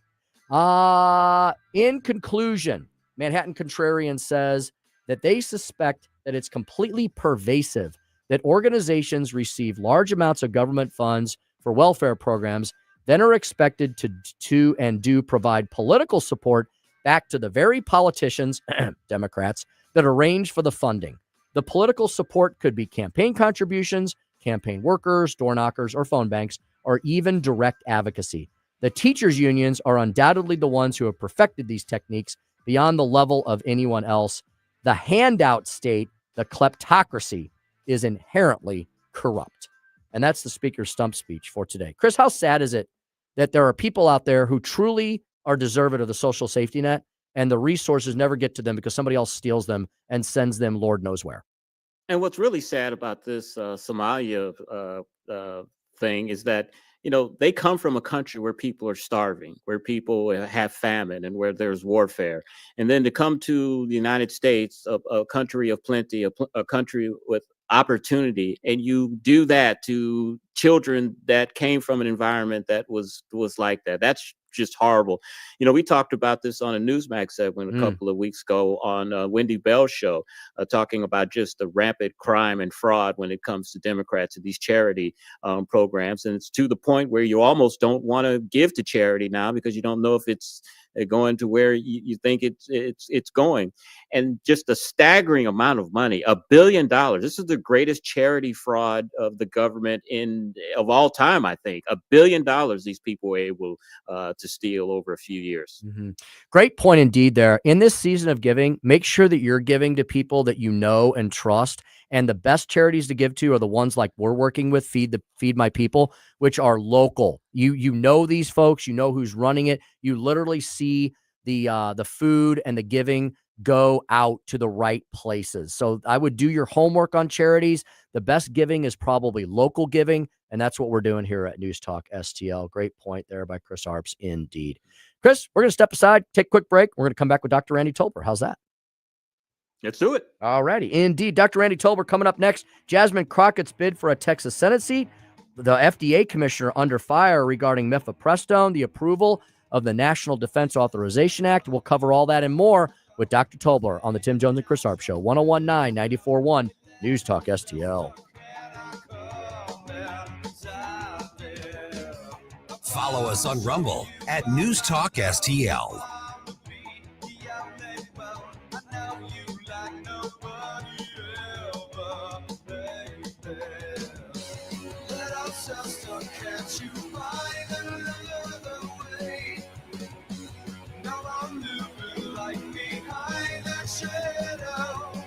From the Michaels Flooring Outlet Weather Center. I'm First Alert 4 Chief Meteorologist Steve Templeton. We've issued a First Alert weather day for Wednesday, and it's all due to the winds. There is an advisory out from 3 a.m. to noon. The strongest winds will be in the morning to midday. Gusts around 40 to 50 miles per hour, and it's going to get much colder. Wake-up temperatures near 40, but falling quickly in the morning and through the afternoon into the 30s. So a partly to mostly cloudy day, windy and much colder. Then Thursday, partly to mostly cloudy, a high of 39 degrees as that chill settles in. That's the latest in the First Alert 4 Weather Center. I'm Chief Meteorologist Steve Templeton. All the information I need on the drive to work. Mike Ferguson in the morning. I keep it on throughout the day, whether it's local, national, or something big that's happening overseas. News, analysis, and opinion. St. Louis is #1 for conservative talk. News Talk STL. Hey, this time of the year, life speeds up. Travel plans, holiday shopping, family gatherings, everything hits at once. And when things get busy, you need a bank that keeps up with your life, not a bank 2 time zones away. Royal Banks knows this community because they're rooted right here at home, delivering real community banking built on more than 60 years of serving our region. And with the holidays right around the corner, there's still time to plan your winter break getaway. Royal Banks can help make that dream vacation a reality with a home equity line of credit, a flexible, convenient way to tap into your home's value and fund your holiday escape. And while the season gets hectic, Royal Banks takes the stress out of managing your money with easy online and mobile banking tools. Hey, you can manage your debit card, you can add it to your digital wallet, set account alerts, schedule bill payments, transfer funds, explore budgeting tools, and even deposit checks, all from your phone, anytime, anywhere. I've been banking with Royal Banks for over 20 years because they don't just see me as an account. They see me to set my goals, my family, and my future. 16 locations across St. Louis, St. Charles, Illinois, even up in Northeast Missouri. They're locally owned, independently run, and committed to the communities they serve. Hey, visit royalbanksofmo.com today. That's royalbanksofmo.com. Royal Banks of Missouri, member FDIC, equal housing lender. Hey, it's Susie Moore. If new flooring makes you think hassle, think again, because Michael's Flooring is changing the game. For over 30 years, Michael's has been locally owned and trusted for quality, variety, and amazing service.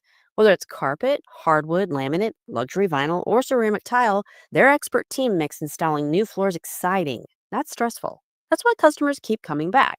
Visit Michael's Flooring at St. Peter's, Starting Prairie, Creve Coeur, or online at igotfloored.com. That's igotfloored.com. stefspizza.com.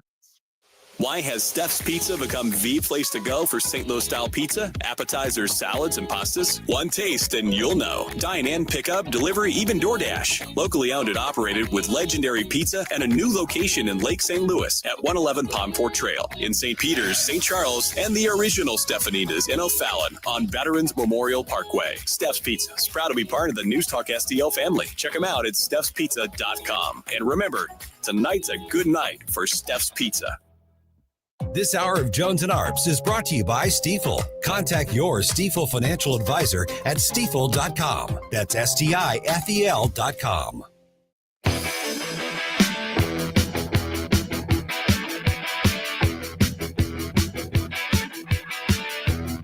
You're listening to Tim Jones and Chris Arps.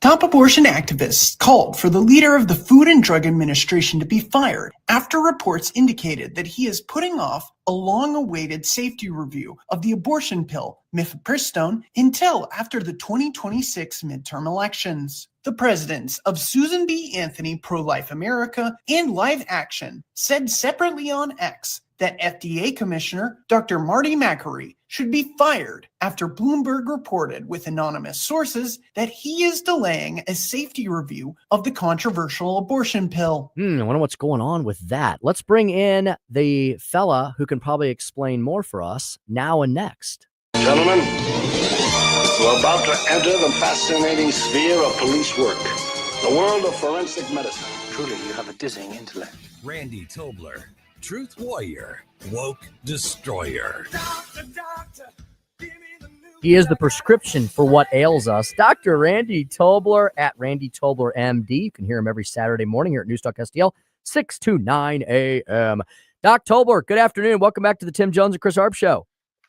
Hey, thanks. Good to be with you. Indeed. Doc, what do you think's going on there with the slow walking involving the FDA commissioner, the mifepristone? We've talked how dangerous mifepristone is. It's not just some happy-go-lucky pop-a-pill kind of medication, as you've described it to us. So do you think the Trump administration is just trying to stay away from this third rail of politics as we head into an all-important midterm election year? Yeah, I wonder if there's a little politics playing into this. You know, I think that it's probably indisputable that one of the most important things, if you're going to be in the Trump administration, as in most administrations, but I think maybe even more so with Donald Trump, is you got to be loyal. And I think there may be some concerns that the data is not as starkly and resoundingly and deeply against mifepristone's safety as maybe the administration would like it to be. And, you know, they may have to come out with a more lukewarm recommendation based on good science than they would rather do, than Trump and, you know, the core pro-lifers would rather do. Look, I'm all pro-life and absolutely concerned about the pill, you know, this mifepristone pill. Frankly, any mail order abortion, if you will, I think it's abysmal, and it really puts the mom at big risk, not only for current but future, you know, problems. But that's the only thing I can imagine here. I don't know why they're not saying, you know, based on that, what was it, the EPPC, the ethics group, Ethics and Public Policy Center group. You know, they released this spring that paper that said that it's about an 11% serious complication rate, sepsis being one of them, bleeding the other. You know, and we know that probably 5 to 10% of the time these medical abortions end up having, depending on what stage of pregnancy they're done at. The later, the more likely it is that there'll be a cleanup operation that's needed, literally. I mean, something to either stop bleeding or take care of tissue that's left inside. So there's a lot of controversy about that. And maybe they just don't want that to be the center of discussion. Maybe no matter what the decision is, whether it's good or bad, they know that they're in favor of mifepristone or not, that maybe they're just afraid that those independents who can be a little swayable and a little bit, their dependable vote can be a little fragile. Some of them may actually vote economically for MAGA Trump and border and security and everything, but they get a little squeamish about a hard line on abortion. So they'd rather not risk any of that in the midterms, make it all about affordability, about the great job they've done on borders, foreign policy things that have mostly gone very, very well, and just not talk about this issue. That's the only thing I can imagine here.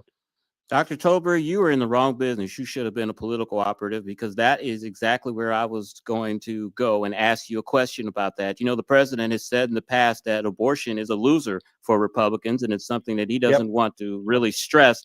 And I think the reason that, as you said, that they are allowing this to go on is because they don't want to make it an issue for the midterm elections, and the president thinks abortion is a loser for Republicans. It's just like it's sort of like this Amendment 3 in Missouri. It's actually the new Amendment 2026. It is creating some division within Republican ranks, within conservative ranks. I happen to be on the side that where I would like to be a purist. I think I'm sort of an ideologue of sorts, but in a sense, you have to, in these days, in this culture where there's been such an erosion of fundamental values, respect for life, all the things that I think sort of like, duh, you got to be kidding me that there's really any question about that. Well, we're not, 1776 America in terms of our cultural leanings. And so a lot of people on the right have said, and the pro-life movement are very angry that this thing allows for, exceptions for incest and rape and so forth. And, it's like, I was talking with Bev Allen from Concerned Women the other day on a podcast, and I don't know when it's going to be played, but I mean, the pragmatic matter is that sort of the Reagan doctrine, you got to get what you can take, right? If we can get something and save hundreds of thousands, and Lord knows, maybe more than that, lives, that's good. Let's take that as a win, and let's see if we can then hope for and pray for cultural change, which seems to be coming, and maybe that can be strengthened even more, but we'll have to see where it all goes. Mm-hmm. But again, it's such a controversial, hot button issue. I think it's better probably just not to emphasize it. Yeah, I think, Doc, doesn't the pro-life community need to continue to make the point that the left is absolutely lying when they say that they will accept any sort of restrictions on abortion? Today's maybe the left of yesteryear was honest about that. Maybe the Bill Clinton left back, 20, 30 years ago. But when you push and see, I think we need to go on the offensive on this. When they say that we want to take away women's health and all that, I think we need to say, well, when should abortion be illegal? Ever? Because today's leftist will usually not answer that question because they think it should be legal all 9 months of the pregnancy. That's right. They want to deflect that ultimate and logical question and conclusion that good journalists and right-minded people will ask them. So really, what do you really say is the limit? You really don't mean there's a limit.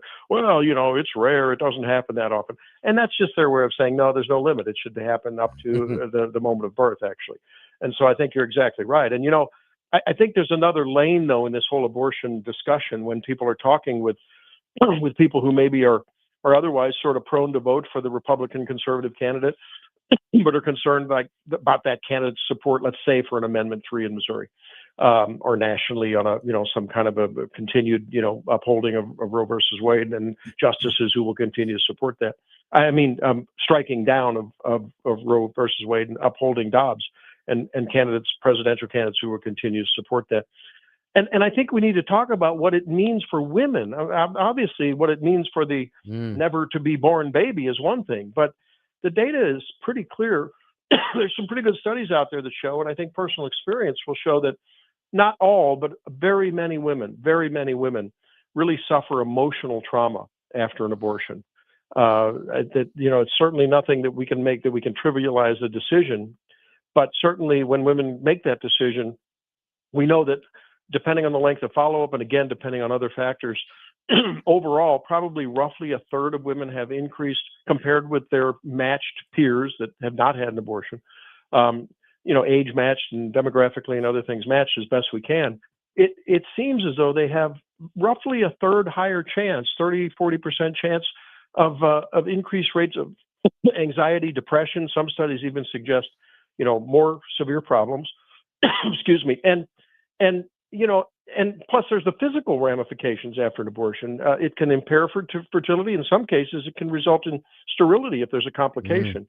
So these shouldn't, we need to have those discussions about, we're not only looking out for the baby, we're looking out for mom too. And I think that, as these discussions come to the table and to the water cooler and whatever, we need to remember that. Dr. Tobler, I want to get your thoughts on a CDC advisory panel that voted to get rid of the recommendation that all babies get vaccinated against hepatitis B when they're born. Is that a good or bad thing?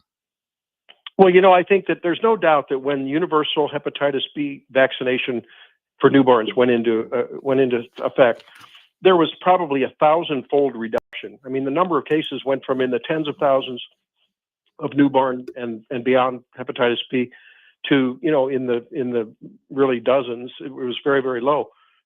and the thing is that except for the restrictions when it comes to enrollment in public schools, there's never a mandate. No one ever comes into the delivery room or the day after birth and says, "Oh, you must do it. Wilhelm says you must get the Hep B." I mean, we don't do that. We say, that's recommended, and you sort of assumed you want to get it because there was a time when people were sort of on board with vaccines. Things have changed, obviously, for various reasons. And really, the safety profile of the vaccine is great. Having said that, it's never been a mandate. It's never been something you can't get out of. In fact, all you have to do is fill out a form or tell the doc you don't want to get it because of, philosophical, religious, and what's the other reason? Tim, help me here.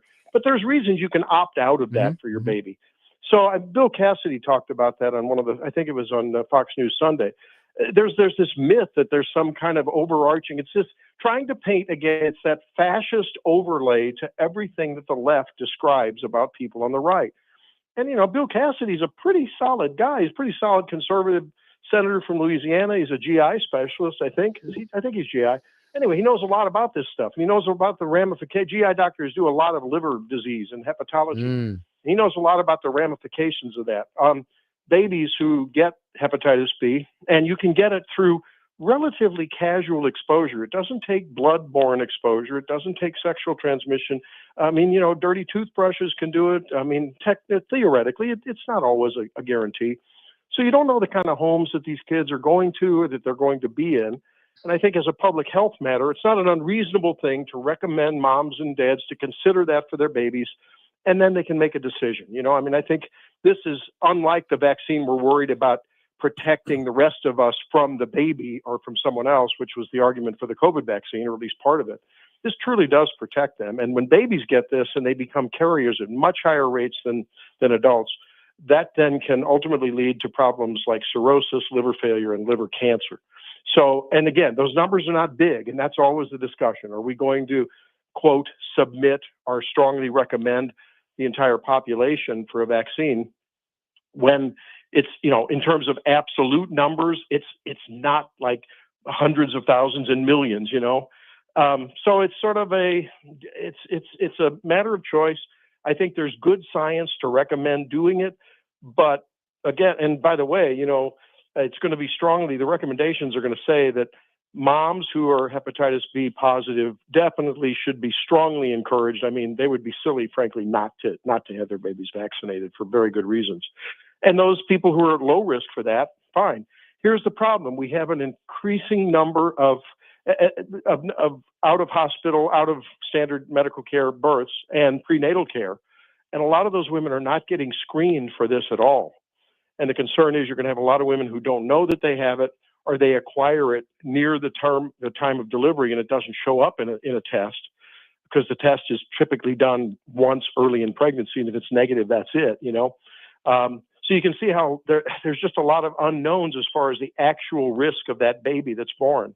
So, a lot of us who maybe have a traditional nuclear family mindset and, well, what do you mean hepatitis B? I don't, I'm not an IV drug user. I don't blah, blah, blah. Well, there are a lot of people that are. And I think that's why the public health officials are at a bit of a conundrum. There's the philosophical and ideological mantra of I want choice. I want to do what I need to do for me. And then there's sort of truly, I think in a truly Christian and an original American spirit, hey, maybe sometimes there is sort of that let's all do the right thing for one another and for things we don't know about that are very low risk but may cause a lot of prevention if we do that. So I don't know where it lies. I think there's good science behind getting the hepatitis B vaccine. A lot of kids that will never be exposed to hepatitis B, Hep B, and they will get it. the vaccine eventually. I think everyone should get one eventually because you don't know when you're going to need, when you're going to contact it. There's the bottom line is it's good that they're encouraging a discussion, and it gives a chance for doctors to talk with patients, and then patients can make an informed choice. We'll have to leave that controversial topic right there. Dr. Randy Tobler delivering you more of that wit, wisdom, analysis, and insight every Saturday morning. The Randy Tobler Show on News Talk STL, 6 to 9 a.m. at Randy Tobler, MD on Twitter X. Doc, thanks for everything as always. Thanks, My pleasure. Roll up your sleeves. I'll be right over for the jab. Indeedy on that. All right. Can you believe it? 5:43 in the PM. We've got one final segment left. Joey and I in studio. Chris in Atlantic City for the big J-Biz Expo. We will talk about another major billionaire moving out of one place into another. You can take a guess from where to where and more when we come back on the Tim Jones and Chris Arps Show. 101.9, 94.1 News Talk STL.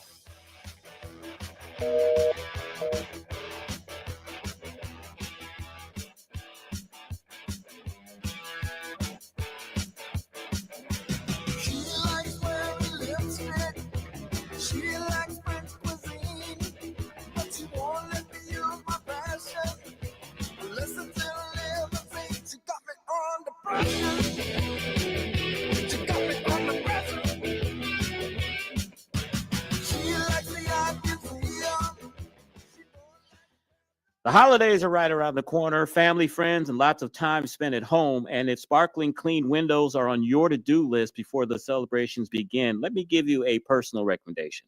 My wife and I, we had our windows cleaned over the summer by STL Windows and Doors' new window cleaning service, and the results were incredible.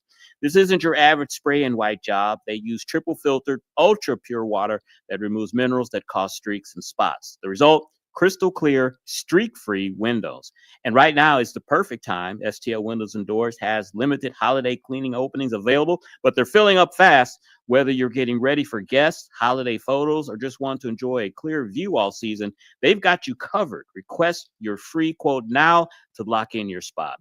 They clean residential and commercial windows up to 2 stories, usually in 4 to 6 hours, and they also clean and inspect your screens. They'll even rescreen if needed. Plus, most homeowners get on a twice-a-year schedule to keep those windows looking brand new all year round. And remember, they're still the trusted family-owned team for new window and door installations right here in St. Louis. Give them a call today, 314-277-5952, or visit stlwindowsanddoors.com. STL Windows and Doors, making St. Louis homes sparkle this holiday season and all year long.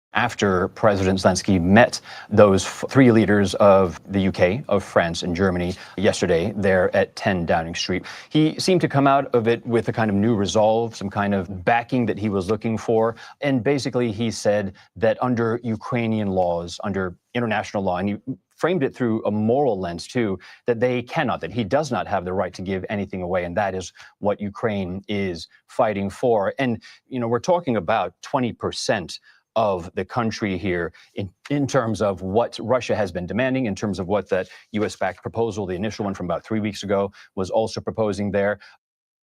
Welcome back to the Tim Jones and Chris Arps show.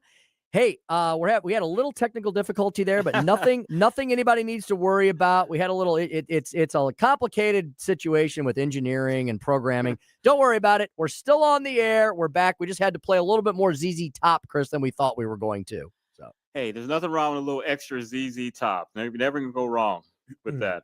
Indeed. It is 5:48 in the PM of Tim Jones and Chris Arps show.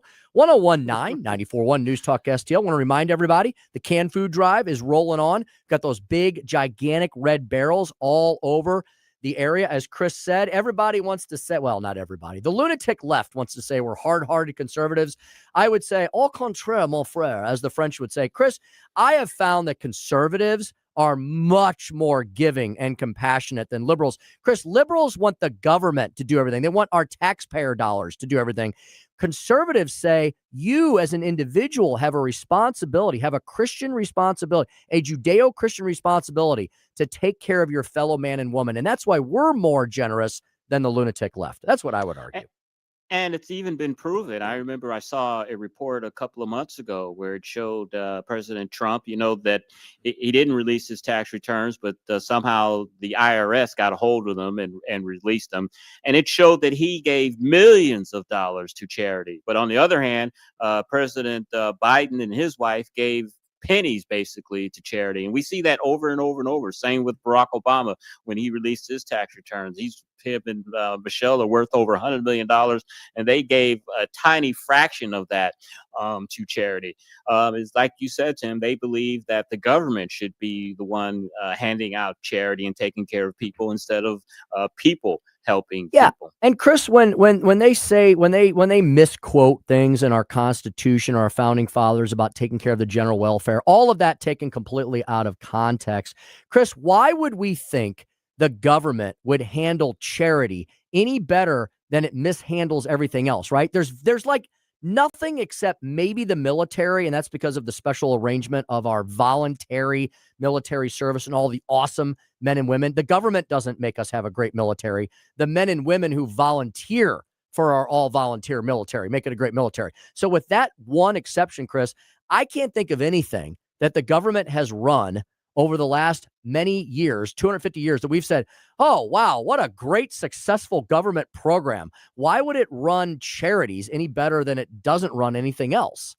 Until the Great Depression and when FDR came into office, most of the charity that was given into this country was by private people.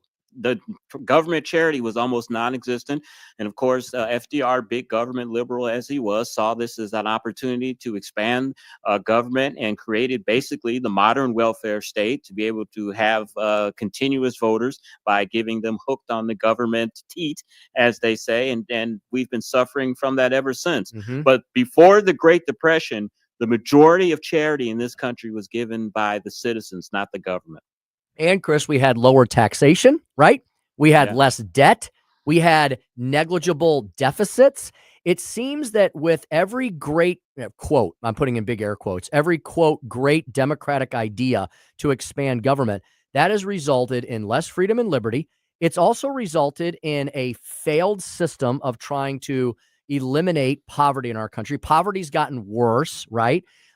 Spending has increased, debt has ballooned, deficits are out of control. It can't even, our GDP growth can't even keep up with it anymore. And it almost seems like this is the design of the left to completely crash the once mighty United States of America, which Donald Trump is rebuilding. But I'm sorry to say, we're going to need another 4, 8, 12 years of that style of conservative / Republican governance, less insane governance, to make sure the United States gets back on firm fiscal footing. because Biden about eviscerated us. I mean, the welfare state has created an entitlement mindset among a lot of people, especially the underclass. I mean, look what happens whenever you talk about reforming any type of welfare state. Say that if you want to get Medicaid benefits, could you at least do 25 hours of work, especially if you're an able-bodied citizen? And look what happens. The left has a complete conniption fit. You should be able to sit on your behind and receive benefits from the government. That is what they believe. You remember back in 1994 when there was welfare reform, and they were talking about how all of these people were going to starve to death, and the underclass was going to basically disappear and die from starvation. The thing that happened was the exact opposite. People realized that they weren't getting a check, that they couldn't depend on the government to sustain them, and they went out and went to work. The disaster that they forecasted never happened. Yep. Every time the Democrats expand government, freedom contracts, and it also seems that the economic situation gets worse for who?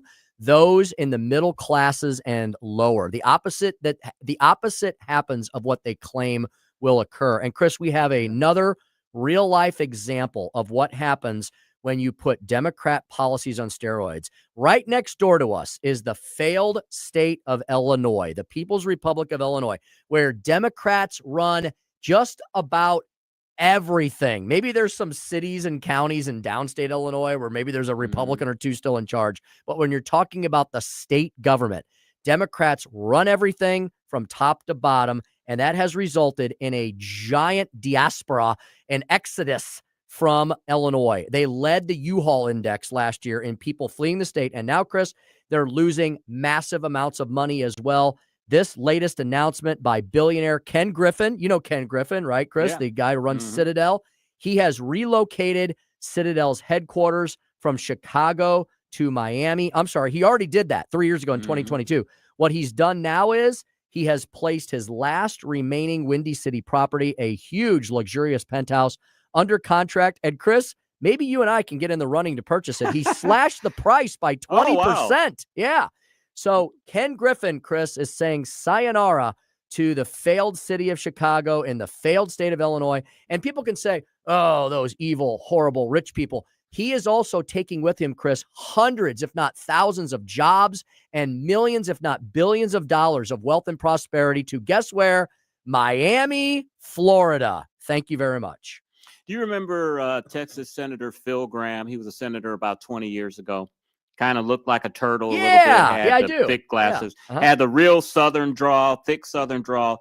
He used to be a Democrat at one time. He switched to the Republican Party, and he taught economics in college. He was an economics professor, and he had a very famous saying. He used to say that our current society, that we have more people in the wagon than those who are pulling the wagon. And we've seen that grow exponentially since that time in the 90s and early 2000s when he was in Congress. And that describes perfectly to me your modern day welfare state. More people in the wagon than those who are pulling the wagon. You're exactly right. And Chris, Democrats have done more to crash these once mighty city states than any other component in our country. And I know they all think they're smarter than people like Ken Griffin, but they're not. Ken Griffin says about Chicago, I've lived in a failed city state. I've had 25 bullet holes.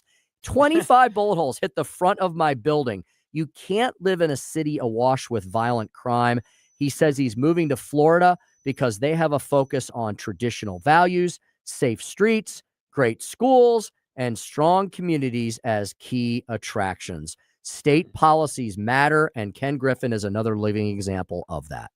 Yeah, no income tax, too, probably helps make that decision a little easier as well. Indeed. Chris, we're about to wrap up the show. Tell the folks one last time what you're going to be up to tomorrow in Atlantic City. Tomorrow I'll be meeting our friends from the Newsmax conference that we met, or Newsmax trip that we met over in Israel, and I will be giving a speech about Black conservatism and how the media ignores us and how we are a force that's coming. So open your eyes for us.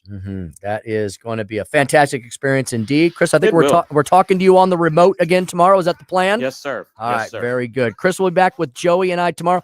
Hey, check out the JBiz Expo. It's jbizexpo.com, jbizexpo.com. Really proud of Chris representing the great News Talk STL Nation up there. Larry Connor's up next. Going to have all the continued coverage of the day's top headlines here at 1019 94.1 News Talk STL. God bless America. Be safe. This holiday season, help Feed My People fill the shelves. News Talk STL and the STL County GOP are partnering for an annual food drive, November 10th through December 21st. Drop off your non-perishable food donations at all Bartolino's restaurants, all Chris's Pancakes and dining locations, and all 3 Michael's Flooring outlets, or at the News Talk STL studios. Hey, it's Susie Moore, and together we can make a difference for families in need. Visit newstalkstl.com for complete drop-off locations. Jamie Allman here for O'Fallon Family Floors. Experience the passion. Oh, yeah. You can go in and see the best variety, the best pricing, the best quality, the best personalized service right there off of Highway K in O'Fallon, or you can have